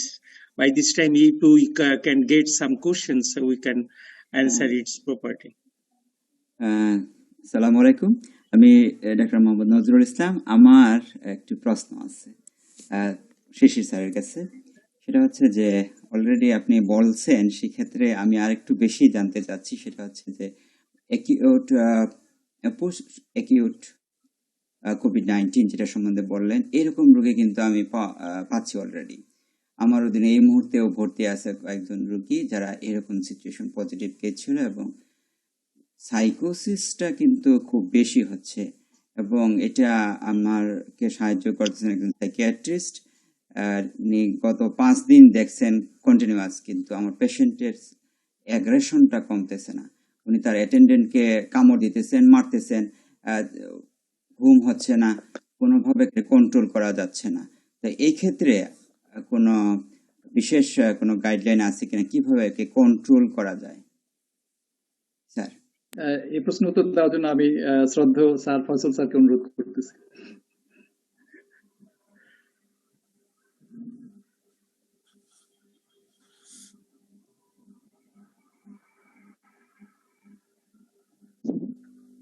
Sir, please unmute yourself and ঠিক আছে। এই নজরুল, হ্যাঁ স্যার, শোনা যায় স্যার। আচ্ছা, তুমি কি আগে নিয়েছো নাকি যে তাদের কোনো আগের কোনো মানে বাইপোলার ডিসঅর্ডার ছিল কিনা, পাস্ট হিস্ট্রি? জি না স্যার, পেশেন্টটা আমার আগে whether he is or she is RT-PCR positive or not. Positive Oh. in COVID hospital. So it can be involved in any part of the nervous system, either the direct by the virus or by the due to inflammation of the brains. Some patient Or you have to rule out the others. and sometimes she becomes Whether you examine study the TSFs or not, at present not done. Whether you perform any imaging of the patient like MRI or not. Yes, sir. I have done repeat MRI, repeat HRCT, and all other investigation for COVID-19. I have repeated this. It may be happen, but it is now we are very early in the pandemics, and we are now gathering the data regarding the post-COVID complications. So it might be happen in a patient with acute. Some findings suggest there is still infection. It is serum ferritin more than 700. D-dimer was still high, 2 point something. LDH is elevated. CRP was elevated. I have given another course of antibiotic, and now it is settled. But her psychotic behavior is not improving.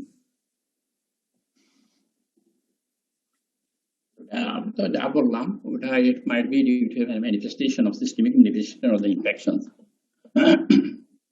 But there is no focal signs. No focal sign. Rather, there are features of dementia.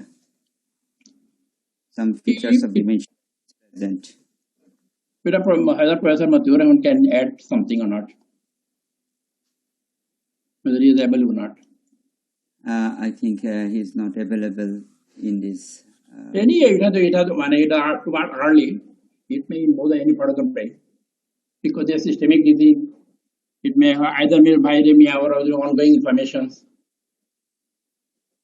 Other patients are suffering from milder degree of psychosis, irrelevant behavior, loneliness. All have been mentioned by Professor Shishir Boshak sir. So that is not a big trouble, but some patients are suffering so much that they cannot be stayed in their home. They have to admit in hospital.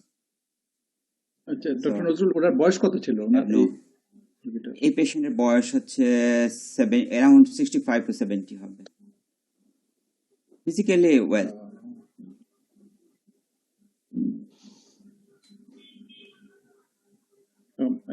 MRI তে কোনো regenerative cortical atrophy বা এগুলো কিছু আছে এখন নতুন MRI তে আমরা দেখলাম কিছু কর্টিক্যাল অ্যাট্রফি আছে।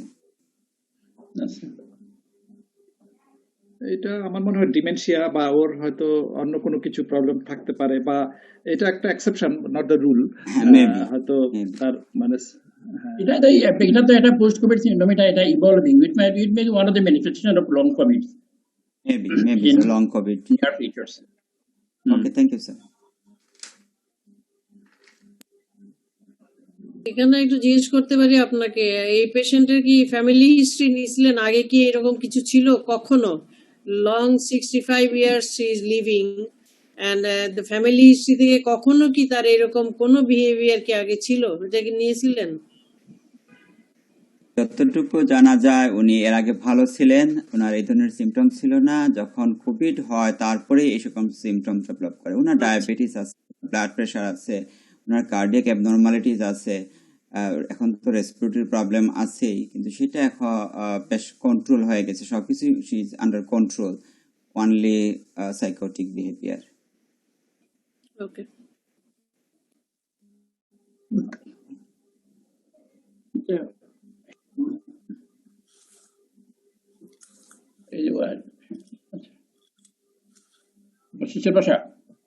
স্যার তুমি যে বললা যে কনভালসেন্ট প্লাজমা, এগুলো তো রিকভারি স্টাডিতে বলতে no rules, it does not improve the outcome of the patient with convalescent plasma and interleukin-6 antagonist fluoxetine, they do not have any improve the outcome of the patients. Regarding the whether there is role of any monoclonal antibodies, cocktail antibodies monoclonal antibodies in the treatment of severe COVID-19. Sir আমি যেটা বলছি এখানে এটা আমাদের guideline যেটা মানে recommend করছে সেটা, আর মনোক্লোনাল অ্যান্টিবডি এটা নিয়ে তো অ্যাকচুয়ালি মানে দেয়ার আর স্টাডি অনগোয়িং স্টাডি, দেয়ার আর সাম পজিটিভ বেনিফিশিয়াল অ্যাসপেক্টস যেটা চলে আসছে, কিন্তু আমাদের গাইডলাইনে এখনো মানে রিকমেন্ড করে নাই। আমাদের যে গাইডলাইন যেটা বললো যে রেমডেসিভির সবরে, কিন্তু অ্যাডাপটিভ ওয়ান ট্রায়ালে তো বলছে যে দ্যার ইজ প্লেসিবো আর placebo and active arm, there is no difference in mortality, intermortality, and other outcomes. Only a subgroup of patients with moderate disease who require oxygen, they only the benefits on them for recovery time from 15 to 11 days. And mortality rate at 28 days, they significant, study significant, though it is a clinical doubtful significance. তো যে আমাদের যে গাইডলাইনে সবগুলো মানে বলবো যে এটা description এটা দিল, এটা তো সবাই দেওয়া যেতে পারে যে পেশেন্ট মানে স্পন্সর এটা ঠিক নট, তাই এটা এমনি বলবো কেন দিল আমাদের না না স্যার এটা এটা এটা তো মানে যে মানে এক ফাইল যেগুলো তো আউট চলে আসছে, তো এটা প্লেসিবো আর তোমার যেটা অ্যাক্টিভ আর্মে কোনো ডিফারেন্স নেই, এখানে আউটকাম মডারেট সব কিছু। শুধু দেখা গেছে সাবগ্রুপ অ্যানালাইসিস করে দেখা গেছে যে ডোজ হু আর সাবগ্রুপ পেশেন্ট যে মডারেট ডিজিজ হু রিকোয়ার্ড অক্সিজেন, তারপর তাদের দেওয়া গেলে রিকভারি টাইমটা একটু ইমপ্রুভ করে 15 থেকে 11 আসে। আর কিছু significance improvement of mortality at 28 days, দো এটা বলছে যে ক্লিনিক্যাল সিগনিফিকেন্স খুব একটা নেই। স্যার এখানে আমি একটু বলতেছেন যে এইখানে বলা আছে টসিলিজুমেব 1 নাম্বার বলা আছে, 2 নম্বরে বলেছে যে প্লাজমার কথা, কিন্তু টসিলিজুমেব কি আসলে কোনো ভালো কাজ করে, যেটা অবশ্য ট্রাম্পকেও দেওয়া হয়েছে, তো অনেকেই দেওয়া হয়েছে, এটা আসলে ক্রিটিক্যাল ইলনেসের ক্ষেত্রে কোনো কাজ করে কিনা। আমাদের এনকে পালসারের ওয়াইফকে এটা দেওয়া হয়েছে এবং কোনো ইমপ্রুভমেন্ট হয় নাই। স্যার একটু যদি বলেন। ট্রাম্প দিছে তো মনোক্লোনাল অ্যান্টিবডি নিছে, দুইটা স্পাইক প্রোটিনের পর এটা ককটেইল নিছে।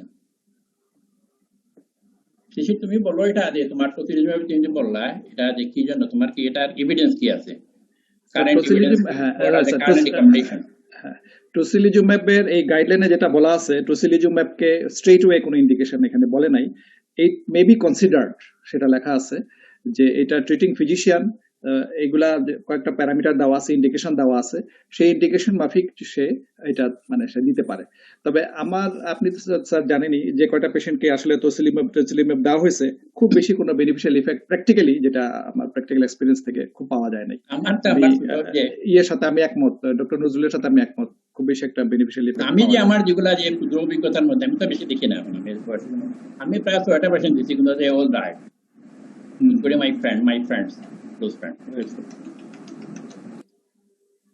Without not improve any মানে outcome to এটা খুব একটা ফেভারাবল না with tocilizumab.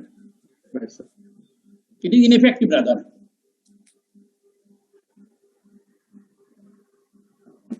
স্যার প্লাজমার বিষয়ে যেটা বলছিলেন, প্লাজমাতে আমরা ঠিক আমাদের হাতে স্ট্যাটিস্টিক্স নাই, কিন্তু যে সকল পেশেন্টদেরকে প্লাজমা দেওয়া হয়েছে তাদের রেসপন্স কিন্তু ভালো হয়েছে, তাদের ফ্যাটালিটিটা রিলেটিভলি কম হয়েছে, এবং আমরা দেখতেছি অনেকে যারা ভালো হয়ে গেছেন তাদেরকে কিন্তু প্লাজমা দেওয়া হয়েছে আমাদের সিটিংসে, তো যার ফলে আমাদের একটা লেভেলে কিন্তু ভালো রেসপন্স হয়েছে। এর থেকে যদি আমাদের স্টাডি থাকতো হয়তো আমরা বলতে পারতাম এতজনকে দেওয়া এতজনের লাভ হয়েছে, কিন্তু সেটা নাই। তো অ্যাপারেন্টলি আমার কাছে মনে হয় এটা টসিলিজুমেবের চেয়েও ভালো কাজ করতেছে, অ্যাটলিস্ট বাংলাদেশে। কিন্তু তোমার অবজারভেশন স্টাডি এটা কোনো ভ্যালু নেই, কিন্তু আরসি ট্রায়াল দেখা গেছে যে এটা না goat improve the outcome or severity of disease. আচ্ছা মিসবা আছে নাকি? একটা মিসবা আপনি আছেন নাকি?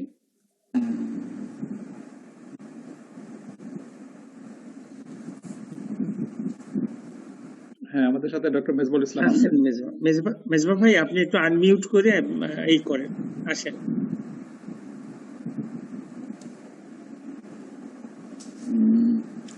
আমি তো দেখতেছি না ওনাকে, আপনারা কি দেখতেছেন? ছিল প্রথম দিকে, এখন আছে কিনা?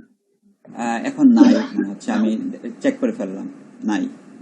আচ্ছা আমি স্পিকার এটা বলি, ওই যে এটা মনে করি এটা post-COVID pulmonary fibrosis, those who are recovered from the ARDS or severe pneumonia, they have significant abnormality in the lungs on follow-up CT scan. They find the features of pulmonary fibrosis and its thickenings, and even the small shrinking of the lungs. Whether we can prescribe antifibrotic drug to this patient, to this group of patients, and is there any evidence in favor of the using of pirfenidone?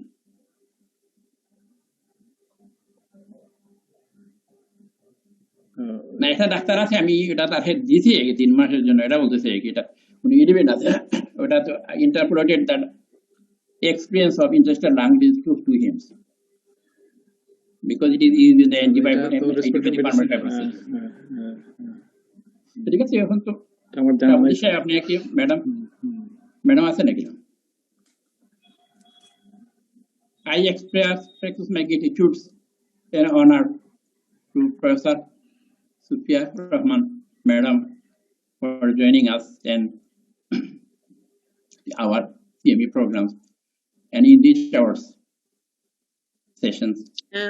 আমি আছি, আমি madam শুনতেছি, আপনাকে সালাম এবং মনোযোগ দিয়ে আপনার কথা শুনতেছি। প্রসন্ন শ্রদ্ধা আপনার প্রতি আমার। Thank you. ভালো থাকেন স্যার। আমি একটু সাপ্লিমেন্ট করতে চাচ্ছি। স্যারের যে প্রশ্নটা ছিল যে অ্যান্টিফাইব্রোটিক এজেন্ট, আমার ওয়াইফের করোনা হয়েছে এবং শি ইজ আন্ডার ট্রিটমেন্ট, এবং এই ব্যাপারে আমি রেসপিরেটরি মেডিসিনে যারা এক্সপার্ট আছে ওনাদের সাথে ডিসকাশন করে অ্যান্টিফাইব্রোটিক এজেন্ট দিচ্ছি এখন, এবং শি ইজ গেটিং অ্যান্টিফাইব্রোটিক এজেন্ট। এবং ওরা যেটা আমাকে বললো রেসপিরেটরি মেডিসিনের, বিশেষ করে মেসবা স্যার এবং ওদের যে রেসপিরেটরি মেডিসিনের যে যারা এক্সপার্ট, ওদের কথা হলো যে এখন দিতে হবে লাঙের ইনভলভমেন্ট আছে এবং শি ইজ গেটিং অ্যান্টিফাইব্রোটিক এজেন্ট। তুমি কি পার্মানেন্ট ফাংশন পিএফটি করছো? পালমোনারি ফাংশন সবগুলা করা হয়নি স্যার, কিন্তু এইচআরসিটি দিয়ে ফলো আপ করা হচ্ছে এইচআরসিটির মাধ্যমে। এটা কত করবে পালমোনারি ফাংশন দিব তো রেস্ট্রিকটিভ প্যাটার্ন ইমপ্রুভ করতে কিনা ইউ ক্যান এটা সারোগেট মার্কার অফ ইমপ্রুভমেন্ট। না, এটা তো প্রথম তুমি আইএফটি পালমোনারি ফাংশন টেস্ট করবে, এরপর দেখবা রিসেন্ট থাকবে করবে, বারবার করা তো যাবে না। জি স্যার। রেডিয়েশন হয় তো তুমি কি ভালো আছে নাকি? শর্টনেস অফ ব্রেথ কি আছে? এখন শর্টনেস অফ ব্রেথ নাই স্যার। কয় মাস দিছো তুমি এটা?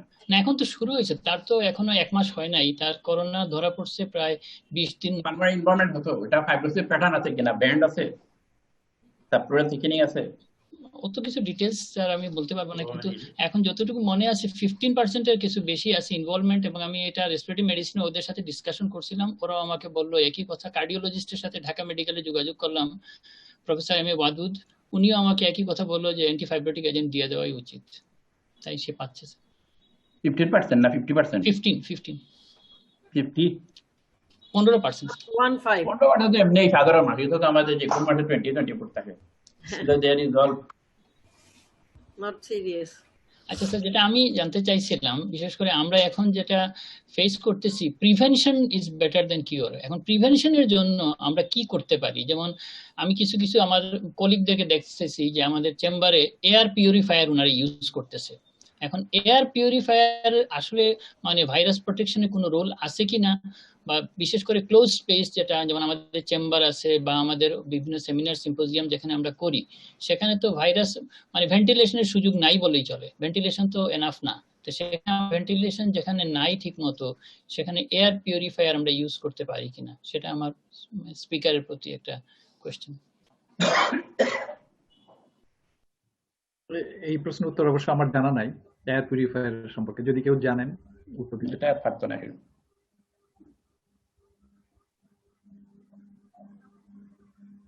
যদি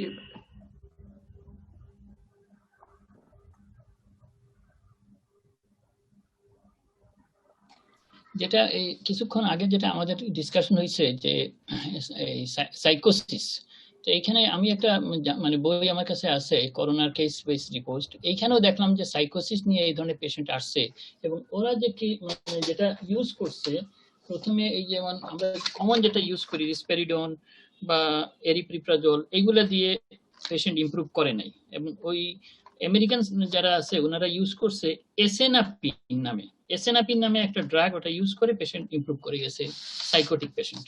এবং এটা কি ডাক, এটা অ্যান্টিসাইকোটিক ডাক নাকি? এটাও অ্যান্টিসাইকোটিক। অ্যাটিপিক্যাল? জি স্যার, ওই যে লুরাসিডন দিয়েও কাজ হয় নাই, এরিপ্রিপ্রাজল দিয়েও কাজ হয় নাই, তখন ওরা এসিনাপিন 10 মিলিগ্রাম বিডি দিয়ে পেশেন্টকে। এটা কি ডাক? এটা অ্যান্টিসাইকোটিক ড্রাগ। আমাদের দেশে এটা নাই বোধ হয়। জানি না স্যার, এটা আমাদের দেশে আছে কিনা, ওটা সাইকিয়াট্রিস্ট ভালো করতে পারবে।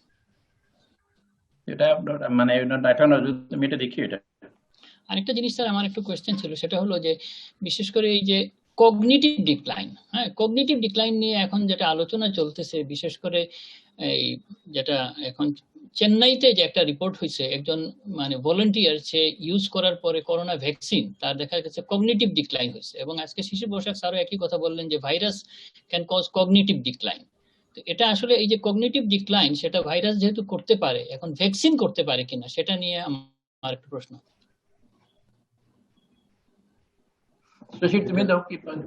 এটা ডক্টর নজরুল ইসলামকে আমি এই প্রশ্নের উত্তর দেওয়ার জন্য অনুরোধ করছি। It's too early. অ্যান্টিজেন হবে এখানে, বুঝি না আমি। কয়দিনের ভিতরে ডক্টর নজরুল আপনি আনমিউট করেন, আনমিউট। ডক্টর নজরুল আনমিউট করেন প্লিজ। প্রশ্নটা আরেকটু আবার রিপিট করতে। কগনিটিভ ডিক্লাইন নিয়ে যেটা এখন মানে আলোচনা চলতেছে, যেমন বিশেষ করে একজন মহিলা, ওনার হাজবেন্ডের দেখা গেল করোনা ভাইরাসের জন্য যে ভ্যাকসিন, এই ভ্যাকসিন নেওয়ার পরে ওনার কগনিটিভ ডিক্লাইন হয়েছে এবং উনি দেখা গেছে কোনো অ্যাক্টিভিটি করতে পারে না, ওনার চাকরি উনি লস করে ফেলছে।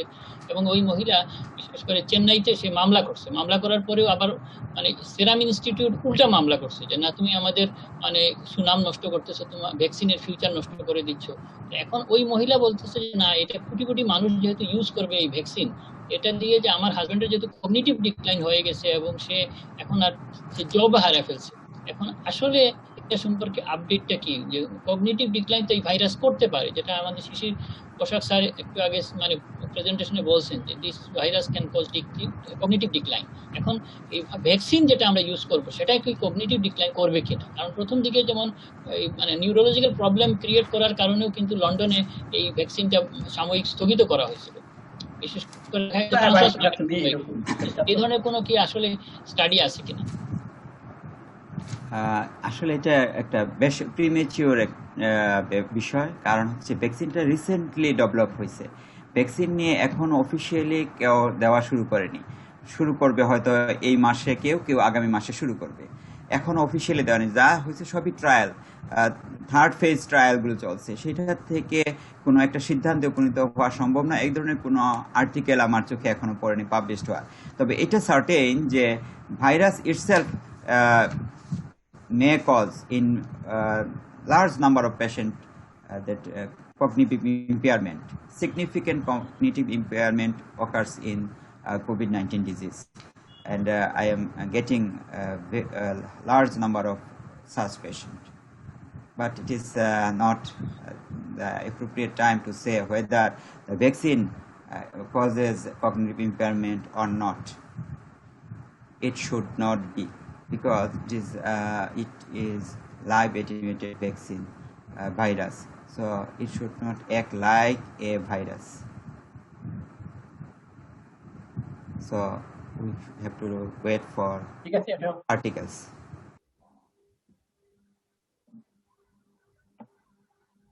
স্যার আমার একটা কোশ্চেন ছিল।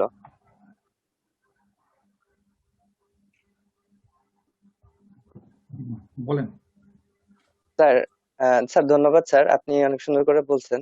স্যার আরটিপিসিআর নেগেটিভ মানে কোভিড হবে মানে হতে পারে কিনা, বা এটা হলে স্যার কিভাবে আমরা ডায়াগনোসিস করতে পারি? আরটিপিসিআর তো নেগেটিভ হতেই পারে। আপনার তো এটা 70% প্রথম যখন করলেন, এটা তো আমরা জানি যে 30% ক্ষেত্রে এটা মানে রিয়েলি যদি এটা ভাইরাসটা পজিটিভ থাকে, কিন্তু এইটা আরটিপিসিআর ডিটেক্ট করতে পারে 70% ক্ষেত্রে। তো এটা আবারও করতে হবে, এটা রিপিট করতে হবে, যদি ক্লিনিক্যালি সাসপিশন থাকে আবার করতে হবে। আমি একটু এই কোশ্চেনে সাপ্লিমেন্ট করতে চাচ্ছি যে আগামী কাল থেকে আমাদের সিলেটের শামসুদ্দিন হাসপাতালে অ্যান্টিজেন টেস্ট হচ্ছে, রাইট। এটা একটা আমাদের হেল্পফুল একটা এইড হইতে পারে। রাইট। অ্যান্টিজেন কত পার্সেন্ট পজিটিভ হবে, কত পার্সেন্ট রিলায়েবল?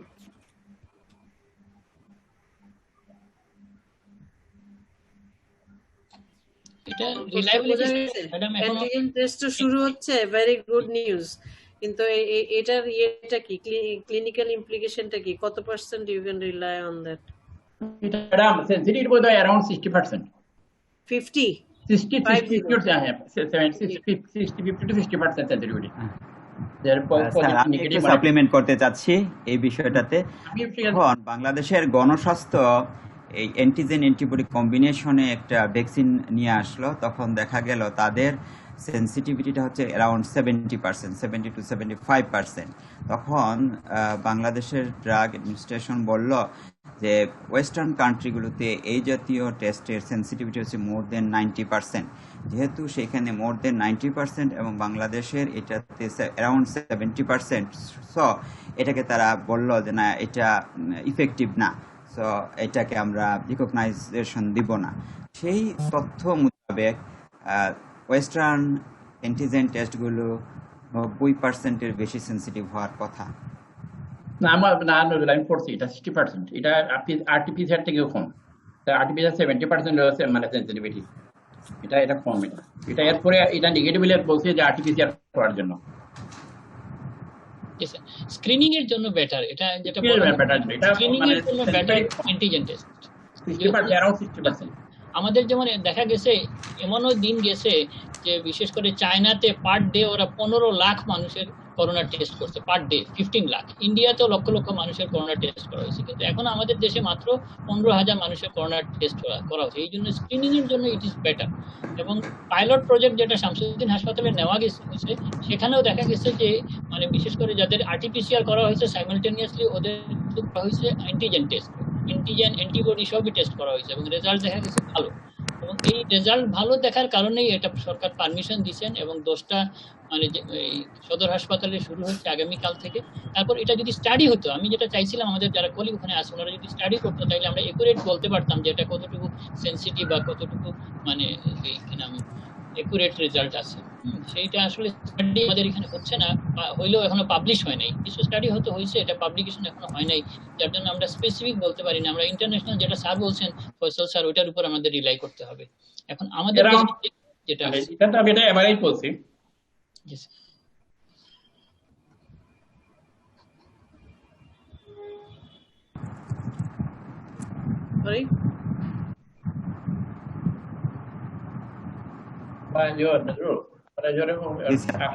তাহলে ম্যাডাম একটু বলবো। আচ্ছা জি ম্যাডাম বললে ভালো।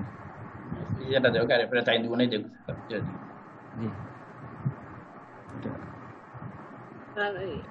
আমাকে বলতেছেন, আরে আমি তো এক্সপার্ট না, কি নোবডি না মানে এমনি আপনি যে একটা চিফ গেস্ট এটা বলেন আমাদের অনুপ্রেরণা ওগুলা।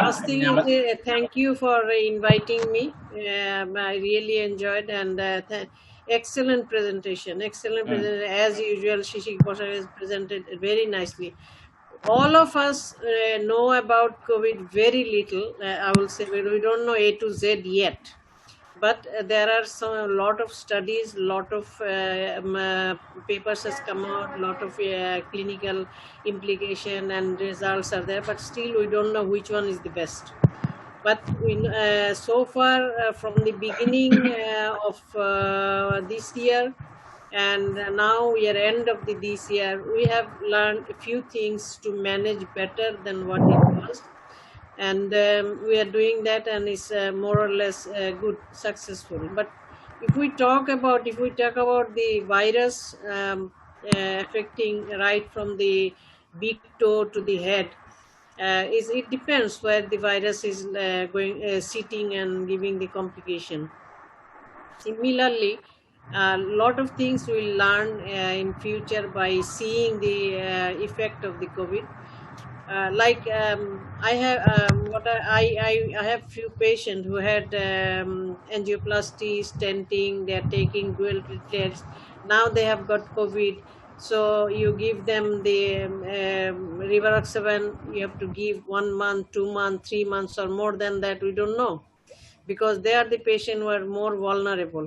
Along with the antiplatelet, do you continue dual platelet along with the rivaroxaban, or you use one of them? That also I don't know. So these are the thing, whether you'll use 10 milligram for them or you'll use 2.5 milligram for them. There are a lot of questions in our mind going on, but we are going on as it is. One patient is coming and doing it. Regarding the test, what you are saying, that it depends on collection as well. Negative test is not only the what you call the result is due to the proper collection as well. But if you have somebody negative, but I think as a clinician, we have to focus on the taking the history very, very meticulously. The patient's temperature, patient's sore throat, patient's running nose, patient's condition, body ache, all these things. If we go, even if it is negative, and if we find these things are there, which is for a clinician is convincing, but the report coming back negative. So we have to treat the patient's symptom, no doubt about it. Patient's sign we have to treat. So there, even if you are negative, you have to take the patient is positive as it is, treat the patient, because you cannot ignore the patients. And if the history is taken very meticulously, I'm sure, then you can treat them. The negative, I have seen even with my relatives and friends also, they are having typical symptoms. Even the X-ray shows there is some shadowing there, but test is negative. How come? So will you leave those mnemonic consideration because the test is negative? No, you will treat them. Like this, with pulmonary embolism, like this with heart condition, myocardial infarction, all these we have to go through the history meticulously and then treat the patient. And I think that way, till we know more about it, I think we have to go by that. The presentation was excellent. The discussion was also very rich, and neurological complication, Professor Nazrul was saying, I have not heard or I haven't come across, but from you I have learned today. So these are, we have got all these surprises on our way, but at the end of the tunnel, we might see something. And as everybody is saying, the vaccine, but I'm not that very, very much hopeful about that. But still, there is a ray of light at the end of the tunnel that vaccine might do something. But vaccine, as it is, has some complication. All the vaccines. So their use also, we have to be careful whom we are giving. All the elderly like us, me, are not the guinea pigs, but we will all think about it before we use it. Will I give it to my grandmother? You have to, the young doctors I'm talking about. Will you give it to your mother? Will you give it to your grandmother? Or you will just give it to the patient? So think about it. Patient is think as if it is your relative, your elderly relative, and treat them like that. We know very little, I will say, though there's so many things are going on throughout the world for this pandemic situation, but still deep inside we don't know everything about this pandemic situation of COVID era. So till we know that, we treat the patient symptomatically, and as what signs we have got, what we see, and I think these are things we have to. But prevention is somebody was saying about ventilation. I would like to talk about something about that. I'm not expert in it, but the cardiac OTs, all the cardiac OTs, because we used to have a lot of infection after bypass surgery. But cardiac OTs in the Western world, they had the ventilatory system, which the air comes in, the school people can walk, and then the air goes out from the floor. So that is the way. Though the one is a good ventilation is there working, have less and less infection post-operatively. Now, if some people are using personal air ventilation, somebody is using the room, all the ventilation is good, no doubt about it, because you are purifying the air. Whether the virus is there or not, but whatever is there, COVID virus is there or not, but whatever is there is going to wash out is bad. But if you are giving it, make sure it has got a place to go out from you personally using or for the room. But if you are using in this closed room and it is not ventilated, there is no use then, right? So when we use, we must see the air is coming and air is going, and then you are safe. Otherwise, if you are bringing the air and it just inside it will just go on and on around you, and it will not have that much of effect. Number 2 is using the mask and keeping the social distancing. So far is working very well, and eating healthy food, no doubt about it, is good. I have been to so many countries in the world, but I have not seen a country like our country to have all sorts of varieties of fruits, which has got more vitamin C and cheap. I have not seen in any country, in one country, all these types of fruits. So I think we can encourage them. You can have a poster in your chamber outside that eat these fruits, and you can educate them like that. You can all these big hospitals are there, private or government, whatever. Then we can say what are the fruits to take, what are the foods to take. Along with that, you do the exercise, which is easy to say but difficult to do for us, also for the mainly female community in Bangladesh. So we have to encourage them, we have to educate them, and this is our duty. Whichever way we can, we should do it. And thank you for giving me the opportunity to talk to you. I hope all of you, wherever you are working, will do better and better and better and manage the COVID very nicely. Thank you very much. Salam alaikum. Thank you, Dr. Sir, Sufia Rahman, ma'am. আমি একটু কথা বলতে চাচ্ছিলাম যে regarding sensitivity, আমি by this time একটু দেখে নিছি অনলাইনে যে সেন্সিটিভিটিটা এখন যেটা বাজারে পাওয়া যাচ্ছে অ্যান্টিজেন টেস্টে 80 to 85%। এটা ডক্টর ফক্সম্যান যিনি এটা নিয়ে কাজ করেন উনি বর্ণনা দিয়েছেন 80 to 85% সেন্সিটিভ। এটা তুমি এভারেজ বলো, এভারেজ এটা রেঞ্জ পরে দিয়ে যান। আমি বলছি এভারেজ রেঞ্জ আছে, এটা the highest to maybe sir ওই একটা সোর্স থেকে আমি এখনই যে দেখলাম যে 80 to 85%। Okay, Thank you, Dr. Sufia Rahman, ma'am, for sharing your knowledge with us regarding this COVID-19. And corona is a novel virus, and we don't know much about this virus. We'll learn more about this through many studies, through many discussion, and so on. And through this question answer session, we have learned some added information. Now, I would like to move to the panel of expert, Dr. Akhlaq Ahmed, Assistant Professor, Pediatrics Department, Silet M.A.G. Osmani Medical College.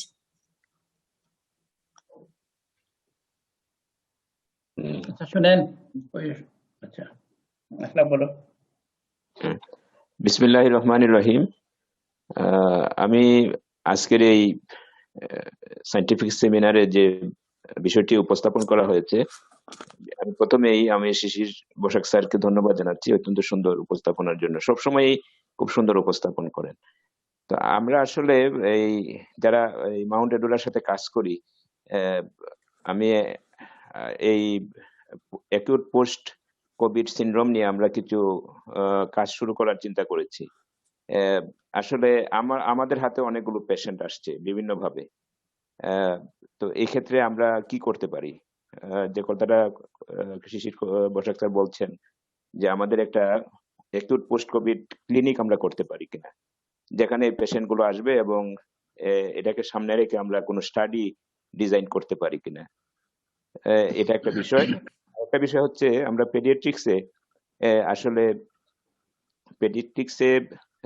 Acute post Covid syndrome এটা ন্যাশনালিও আমরা এই ধরনের patient report হচ্ছে না বা under reported হচ্ছে। এই বিষয়ে আমরা কিছু করতে পারি কিনা সেই বিষয়গুলো নিয়ে আমরা ভাবছি।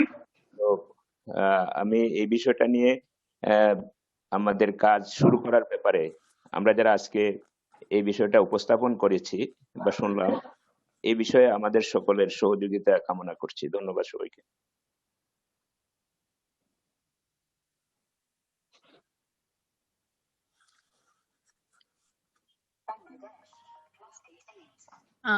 Thank you, sir.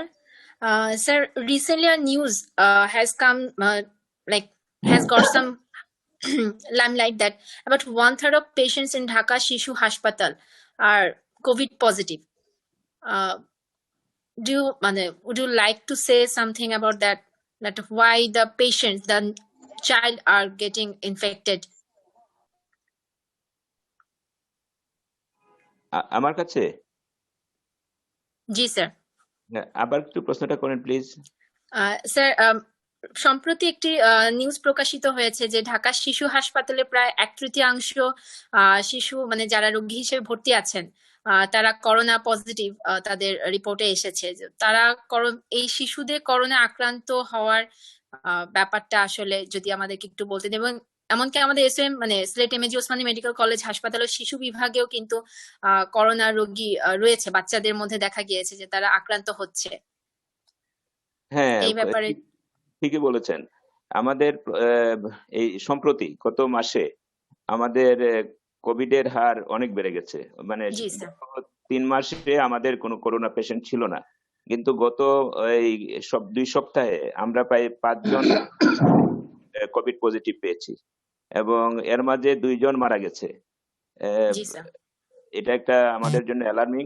এবং এখন আমার করোনা সবগুলো পেশেন্টই বিভিন্ন ধরনের সিমটম নিয়ে আছে, এনকেফালাইটিস লাইক সিমটম, নিউমোনিয়া, তারপরে কোভিড উইথ নেফ্রোটিক সিনড্রোম। এই বিষয়গুলো আমার কাছে যেটা মনে হচ্ছে, আমাদের আসলে স্বাস্থ্যবিধি আমাদের ওয়ার্ডের ভিতরে আমরা মেনটেন করতে পারছি না। এটা হিউজ গ্যাদারিং। এখন কোত্থেকে যে আসছে আমার কাছে মনে হচ্ছে যে সোর্সটা আমরা কিন্তু খুঁজে পাচ্ছি না। এমন হতে পারে অ্যাটেন্ডেন্সের কাছ থেকে আসছে, অ্যাসিমটোমেটিক ক্যারিয়ার থেকে আসছে, এটা হতে পারে,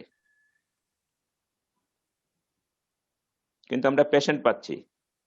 জি স্যার। আমি একটু সাপ্লিমেন্ট করতে চাচ্ছি। আমি বিশেষ করে এই গত কয়েকদিন আগে যখন এমবিবিএস ফাইনাল পরীক্ষা নিতে গেলাম, তখন স্যার আমি দেখলাম যে পেডিয়াট্রিক্স ওয়ার্ডেও যারা কেস দেওয়া হয়েছিল ওদেরও করোনা পাওয়া গেছে, মানে এই কেস হিসাবে। যার কারণে আমরা অনেকেই যারা সাসপেক্টই করতেছি না তাদেরও কিন্তু করোনা আছে। ঢাকা শহরে যেটা দেখা গেছে যে একটা পাইলট স্টাডিতে যে almost half of the people of Dhaka city are infected corona, কেউ সিমটোমেটিক কেউ অ্যাসিমটোমেটিক। হ্যাঁ, যার জন্য যেটা আপনি বলছেন যে শুধু পেডিয়াট্রিক্স, নট অনলি পেডিয়াট্রিক্স, এখানে অ্যাডাল্টেও প্রচুর করোনা হচ্ছে, কারণ রোগীরা তো মানে পরীক্ষাই করায় না। এবং আমাদের লোকজন সচেতন না থাকার কারণে আমরা অনেক পেশেন্ট মিস করতেছি যারা আসলে করোনা ইনফেক্টেড।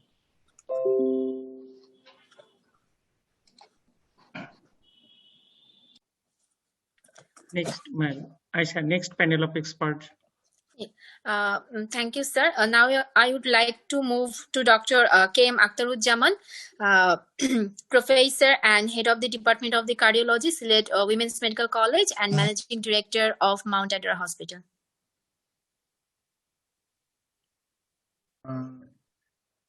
আসসালামু আলাইকুম। আমি একটু আউট অফ দ্য ট্রাক্ট বলতে চাই যে বাংলাদেশে রেমডেসিভির নিয়ে যে ট্রিটমেন্ট প্রোটোকলটা তৈরি হয়েছে, যেটা under the description of consultant দেওয়া আছে, এগুলোর পিছনে আমার কাছে মনে হয় কর্পোরেট প্রেশার আছে। গ্লোবালি প্রত্যেকটা ডিজিজ নিয়ে, প্রত্যেকটা রিসার্চ নিয়ে, প্রত্যেকটা ভ্যাকসিন নিয়ে সায়েন্টিফিক অ্যাফেয়ার্সের পাশাপাশি কর্পোরেট অ্যাফেয়ার্স থাকে। আমাদের যে সিস্টেমগুলো মেনটেন করতে বলা হচ্ছে এখন, মাস্ক পরা কিংবা hand washing, social distancing maintain করা, just to avoid the disease, কিন্তু এই ড্রপলেট বর্ন ডিজিজ আর এয়ারবর্ন ডিজিজকে কিন্তু অ্যাভয়েড করার কোনো উপায় নাই। আলটিমেটলি ডিজিজটা সবারই হবে। কমিউনিটিতে হার্ড ইমিউনিটি না আসা পর্যন্ত ডিজিজ সার্কেল ঘুরতেই থাকবে। যেহেতু কমিউনিটি ওরিয়েন্টেড ইনফেকশন, একসময় হার্ড ইমিউনিটি আসবে, তখন আমরা সবাই হয়তো এসকেপ করতে পারবো। বিষয় হচ্ছে যে যাদের কোমরবিডিটি আছে, those who are highly risky people, তাদেরকে কিভাবে এসকেপ করানো যায়, তাদের জন্য এই মেনটেন করা উচিত মাস্ক গুলো, হ্যান্ড ওয়াশিং এবং সোশ্যাল ডিস্টেন্সিং। কিন্তু আমাদের ইয়াং পিপলকে ইনফেক্টেড হতে দিতে হবে, ইনফেক্টেড হয়ে হার্ড ইমিউনিটি হয়ে আসবে। আদারওয়াইজ আমাদেরকে ডিলে করা হচ্ছে ভ্যাকসিনের জন্য। ভ্যাকসিনেশনের জন্য ডিলে করতে করতে আমাদের যে ইকোনমিক ইম্প্যাক্ট আসতেছে, যে পরিমাণ ইকোনমিক বার্ডেন চলে আসতেছে, এটা কিন্তু কম না। এবং সেই ভ্যাকসিন গুলো কতটা এফেক্টিভ হবে, ভ্যাকসিনের কমপ্লিকেশন কি হবে, কতটুকু হবে না হবে, এগুলোর পিছনে কিন্তু অনেক বড় কর্পোরেট বিজনেস জড়িত আছে। সেজন্য আমার কাছে মনে হয় টোটাল যে সিনারিও রিগার্ডিং কোভিড-19, এখানে scientific affairs and corporate business affairs দুইটাই ইন্টারলিঙ্কড। যারা সায়েন্স মেনটেন করতেছে তারাই আবার বিজনেসও মেনটেন করতেছে। ফলে আমরা যারা গ্লোবাল পিপল আছি তারা কিন্তু তাদের কিছুটা হলেও ক্রীড়া নয়। এই ধরনের একটা করে ডিজিজ এপিডেমিক আসে এবং তারা বড় বড় রকমের বিজনেস করে নেয়। এই কোভিডকে নিয়েও গ্লোবালি নানান ধরনের কাজ হচ্ছে। এটা একটা ভাইরাস ডিজিজ, এটা ন্যাচারালি এসেছে, মানুষ ইনফেক্টেড হবে, ইয়াং পিপল ইনফেক্টেড হবে এবং হার্ড ইমিউনিটি ডেভেলপ করবে। যারা রিস্কি, যারা ওল্ডার পেশেন্ট উইথ কোমরবিডিটি, তাদেরকে আমাদের যে কোনো ভাবে হোক প্রোটেক্ট করাতে হবে। তাদেরকে আইসোলেশন, কোয়ারেন্টাইন, হোম বাউন্ড করে রাখতে হবে, বাইরে যেতে দেওয়া যাবে না। কিন্তু সমস্ত লোকদেরকে মাস্ক পরিয়ে, সমস্ত লোকদেরকে আটকে রেখে ডিজিজকে প্রিভেন্ট করা যাবে না, বরং লিঙ্গারিং করা যাবে আপ টু ভ্যাকসিনেশন, যেখানে বিজনেসটা লুকায় আছে। আমি মনে করি আমাদেরকে এই গ্রুপ অফ পিপলকে বেরিয়ে আসতে হবে আউট অফ দ্য ট্র্যাক, তাদেরকে মুভ করতে হবে, কথা বলতে হবে এবং আরো কিভাবে ডিজিজটাকে নিয়ে কাজ করা যায়, কোভিডকে নিয়ে কাজ করা যায় সেদিকটা খেয়াল করা উচিত। রিগার্ডিং আখলাক যে বললেন যে আমাদের আসলে মাউন্টেড ডলাতে কিন্তু অনেক স্কোপ আছে, এই কারণে যে আমরা প্রায় 900 কেস হ্যান্ডেল করেছি। আমাদের যেহেতু কোভিড আইসোলেশন ইউনিট আছে নিজেদের, এবং আমরা দেখেছি যে কত পার্সেন্ট পেশেন্টের কি ধরনের ঘটনা আছে, আমরা এগুলো প্রোফাইলিং করতেছি। এখন আমরা আশা করতেছি আমরা একটা ভালো রকমের এবং বড় রকমের পাবলিকেশন দিতে পারবো, যেখানে বিভিন্ন সিমটম গুলোকে মিলিয়ে আউটকাম কিরকম হয়েছে সেটাকে নিয়ে আমরা একটা কাজ করতে পারবো। আমাদের কিন্তু অনেকগুলো কেস আমরা হ্যান্ডেল করেছি, ডেথও ছিল অনেক, আমাদের প্রায় 120 সবকিছু মিলায়ে মাউন্টেডরা সায়েন্টিফিক অ্যাফেয়ার্সে সবসময় কাছে থাকবে, সবসময় পাশে থাকবে এবং এই ধরনের প্রোগ্রাম আরো হবে। এই ধরনের ওয়েবিনার শাহাবুদ্দিনের খুবই স্ট্রং এফোর্ট দিচ্ছে এর পিছনে। আর শিশু প্রশিক্ষকের কথা তো সে অলওয়েজ একাডেমিক, সবসময় পড়াশোনার মধ্যে থাকেন। এই জন্য আমি সবাইকে ধন্যবাদ জানাচ্ছি। ম্যাডাম এত কষ্ট করে আপনাদের সঙ্গে রাত্রে যোগ হয়েছেন, ফয়সাল স্যারের মতো লোক সংযুক্ত হয়েছেন, মতিউর রহমান স্যার সংযুক্ত হয়েছেন। আমরা খুবই প্রাউড ফিল করতেছি। আমাদের এই ধরনের সায়েন্টিফিক ওয়েবিনার সামনের দিনগুলোতে চলতে থাকবে ইনশাআল্লাহ। সবাইকে ধন্যবাদ। আসসালামু আলাইকুম। Thank you sir. ছোট একটা কথা বলতে পারি, হঠাৎ মনে পড়লো। জি ম্যাম। এটা হলো যে এই প্রিভেনশনের কথাটা যে বললেন না, এটার মধ্যে আরেকটা জিনিস আমরা করতে পারি এল্ডারলির জন্য, যেটা নাকি ইউকে তে করতেছে, সিঙ্গাপুরে করতেছে। সেটা হলো দোজ হু আর এল্ডারলি, আসলে তো আমাদের তো হচ্ছে কি জয়েন্ট ফ্যামিলি, তো প্রবলেমটা ওইখানে, ওই দেশে এটা সম্ভব, কিন্তু এই দেশে সময় তবুও ওরা যেটা করতেছে, গ্র্যান্ড চিলড্রেনদের যেহেতু স্কুলে যাওয়া শুরু করছে এখন, স্কুল খোলা, সিঙ্গাপুরেও খোলা, ইউকেতেও খোলা। স্কুলে যেহেতু বাচ্চারা যাচ্ছে, এদেরকে they are not allowing to see their grandparents personally. এই যে ওরা সব ইন্টারনেটে দেখে নিচ্ছে, এরা একদম ফরবিডেন। যদি দেখা করতে যায় তাহলে ফাইন করা হচ্ছে। So এইভাবে they are protecting the elderly people or the old generation like that. No one should visit, no children should visit, because they have shown that children are the best carrier for this virus to give it to the others. সেই জন্য কোনো grand চিলড্রেনদের মোটেই allowed না এদের। আর যারা যেতেই হয় home হেল্পের জন্য, যদি মা বাবাকে হেল্প করতে হয়, যেতেই হয়, তাহলে হয় সান, নয় ডটার ইন ল বা daughter R San in law, যে একজন প্রপার মাস্ক পরে তারপরে দেখাশোনা করে যা দিবার দিয়ে চলে আসতে, বেশিক্ষণ না থাকার জন্য এনকারেজ করতেছে। তা আমরা এই জিনিসটাও স্লোলি আমাদের সমাজে চেষ্টা করতে পারি, শিখাতে পারি, এবং ইনশাল্লাহ করলে হবে। Thank you. Thank you, ma'am. Now I would like to move panel of expert Dr. Faisal Ahmed, Professor of the Medicine, Sylhet Women's Medical College. Professor Shahabuddin Ahmed, Honorable Chairman, and Chief Guest Professor Zubir Rahman, and my other panel of experts and today's speakers, Dr. Shishir Kumar, Shishir Bashak, Associate Professor of Medicine, and participants of this today's CME. I first thank Madam for his concluding speech. She update all the pros and cons of the today's discussions. I have nothing further to add in this regard regarding the acute COVID. We know that the management of the COVID is been around the infection control and prevention, oxygen, supplementary oxygens, anticoagulants, and in selected cases, steroids and antiviral.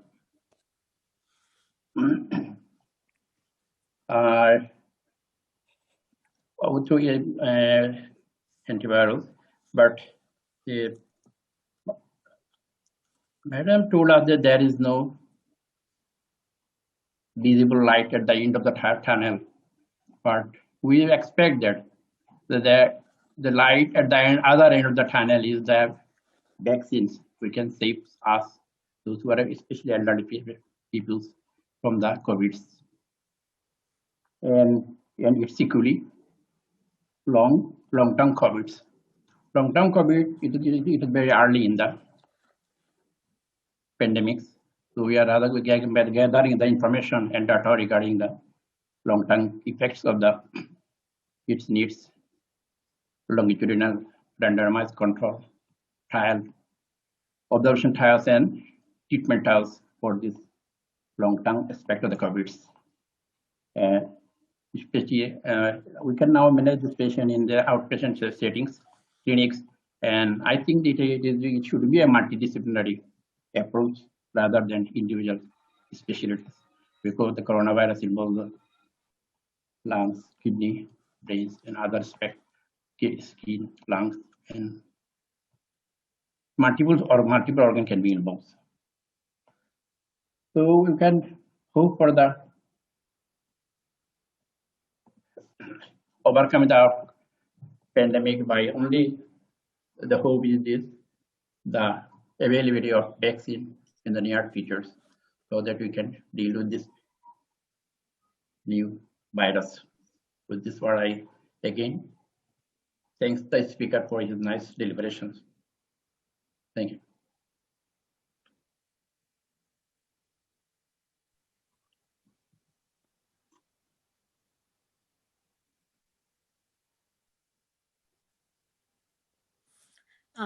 Thank you, sir. Is Professor Dr. Mutiur Rahman sir with us?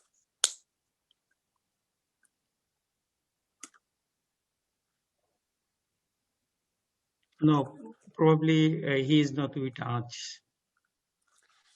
Now, I would like to move to vote of thanks. Dr. Ajay Kumar Datta, consultant cardiologist, Mount Adora Hospital.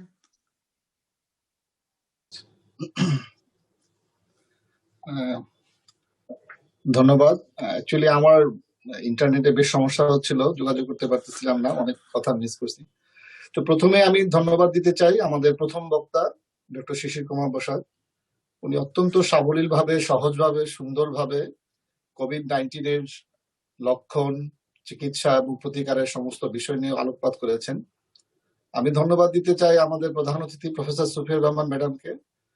ওনার উপস্থিতি আমাদেরকে সবসময় অনুপ্রাণিত করে, ওনার অভিজ্ঞতা, ওনার জ্ঞান আমাদেরকে আলোর পথ দেখায়। আমি ধন্যবাদ দিতে চাই আমাদের অধ্যাপক, কার্ডিওলজি বিভাগ, সিলেট এমএনজি ওসমানী মেডিকেল কলেজ, অত্র সায়েন্টিফিক কমিটির চেয়ারম্যান প্রফেসর মোহাম্মদ শাহাবুদ্দিন। ওনার গতিশীল নেতৃত্বে আমরা আমাদের সায়েন্টিফিক কার্যক্রম এগিয়ে যাচ্ছি। আমরা আশা করি আমরা আরো সুন্দর সুন্দর আরো প্রোগ্রাম সামনে দিতে পারবো। আমি ধন্যবাদ দিতে চাই আমাদের শ্রদ্ধেয় শিক্ষক মন্ডলী, প্রফেসর ফয়সাল আহমেদ, প্রফেসর আখতারুজ্জামান এবং আরো অন্যান্য যে সমস্ত প্যানেল এক্সপার্ট ছিলেন, যারা তাদের মূল্যবান সময় আমাদেরকে দিয়েছেন, আমাদের প্রোগ্রামকে সাফল্যমণ্ডিত করেছেন। আমি ধন্যবাদ দিতে চাই আমাদের রিপোর্টিয়ার আয়েশা সিদ্দিকা শাপলাকে তার চমৎকার উপস্থাপনার জন্য, এবং পাশাপাশি আমি এও ধন্যবাদ দিতে চাই আমাদের টেকনিক্যাল কমিটির ডক্টর তৌহিদ। সে চমৎকারভাবে সবাইকে কানেক্ট করতে পেরেছে এবং সুন্দর অনুষ্ঠান অর্গানাইজ করার জন্য। আমি ডক্টর নই স্যার, সরি নেসা, ওকে। তো সবার সুস্বাস্থ্য, সুন্দর সময় এবং ভবিষ্যৎ কামনা করে সবাই যেন সুস্থ থাকেন, ভালো থাকেন, আমাদের জন্য দোয়া করবেন। সবাই সুস্থ থাকবেন। ধন্যবাদ। Thank you, Dr. Ajay Kumar, sir. It's time to an end, and it was a great session on update on COVID-19 and long-term health effects of COVID-19. And I'm also very much enlightened with so many information from like legendary teachers of ours. And I hope this session will work in our long-term practice.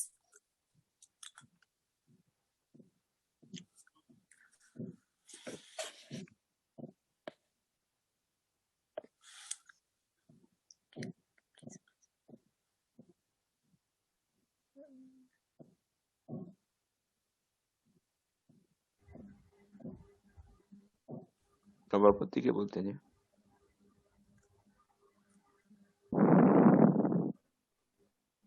Okay, there may be problem with the internet connection with the Aisha. So it is my turn of the chairman of the scientific committee. I am Dr. Shahuddin.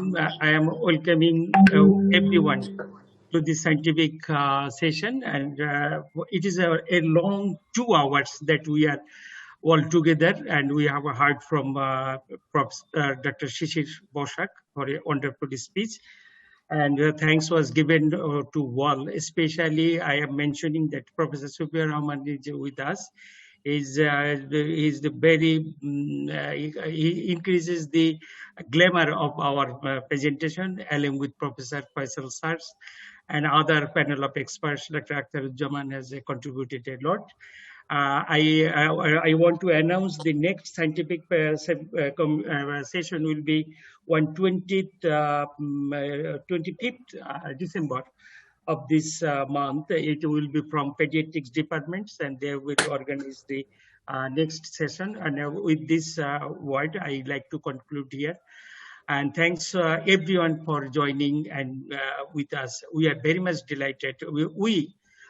The Mount Rainier Hospital are very much grateful to you, and I, the chairman from the scientific committee, is personally welcoming all of you and say to goodbye. Thank you very much.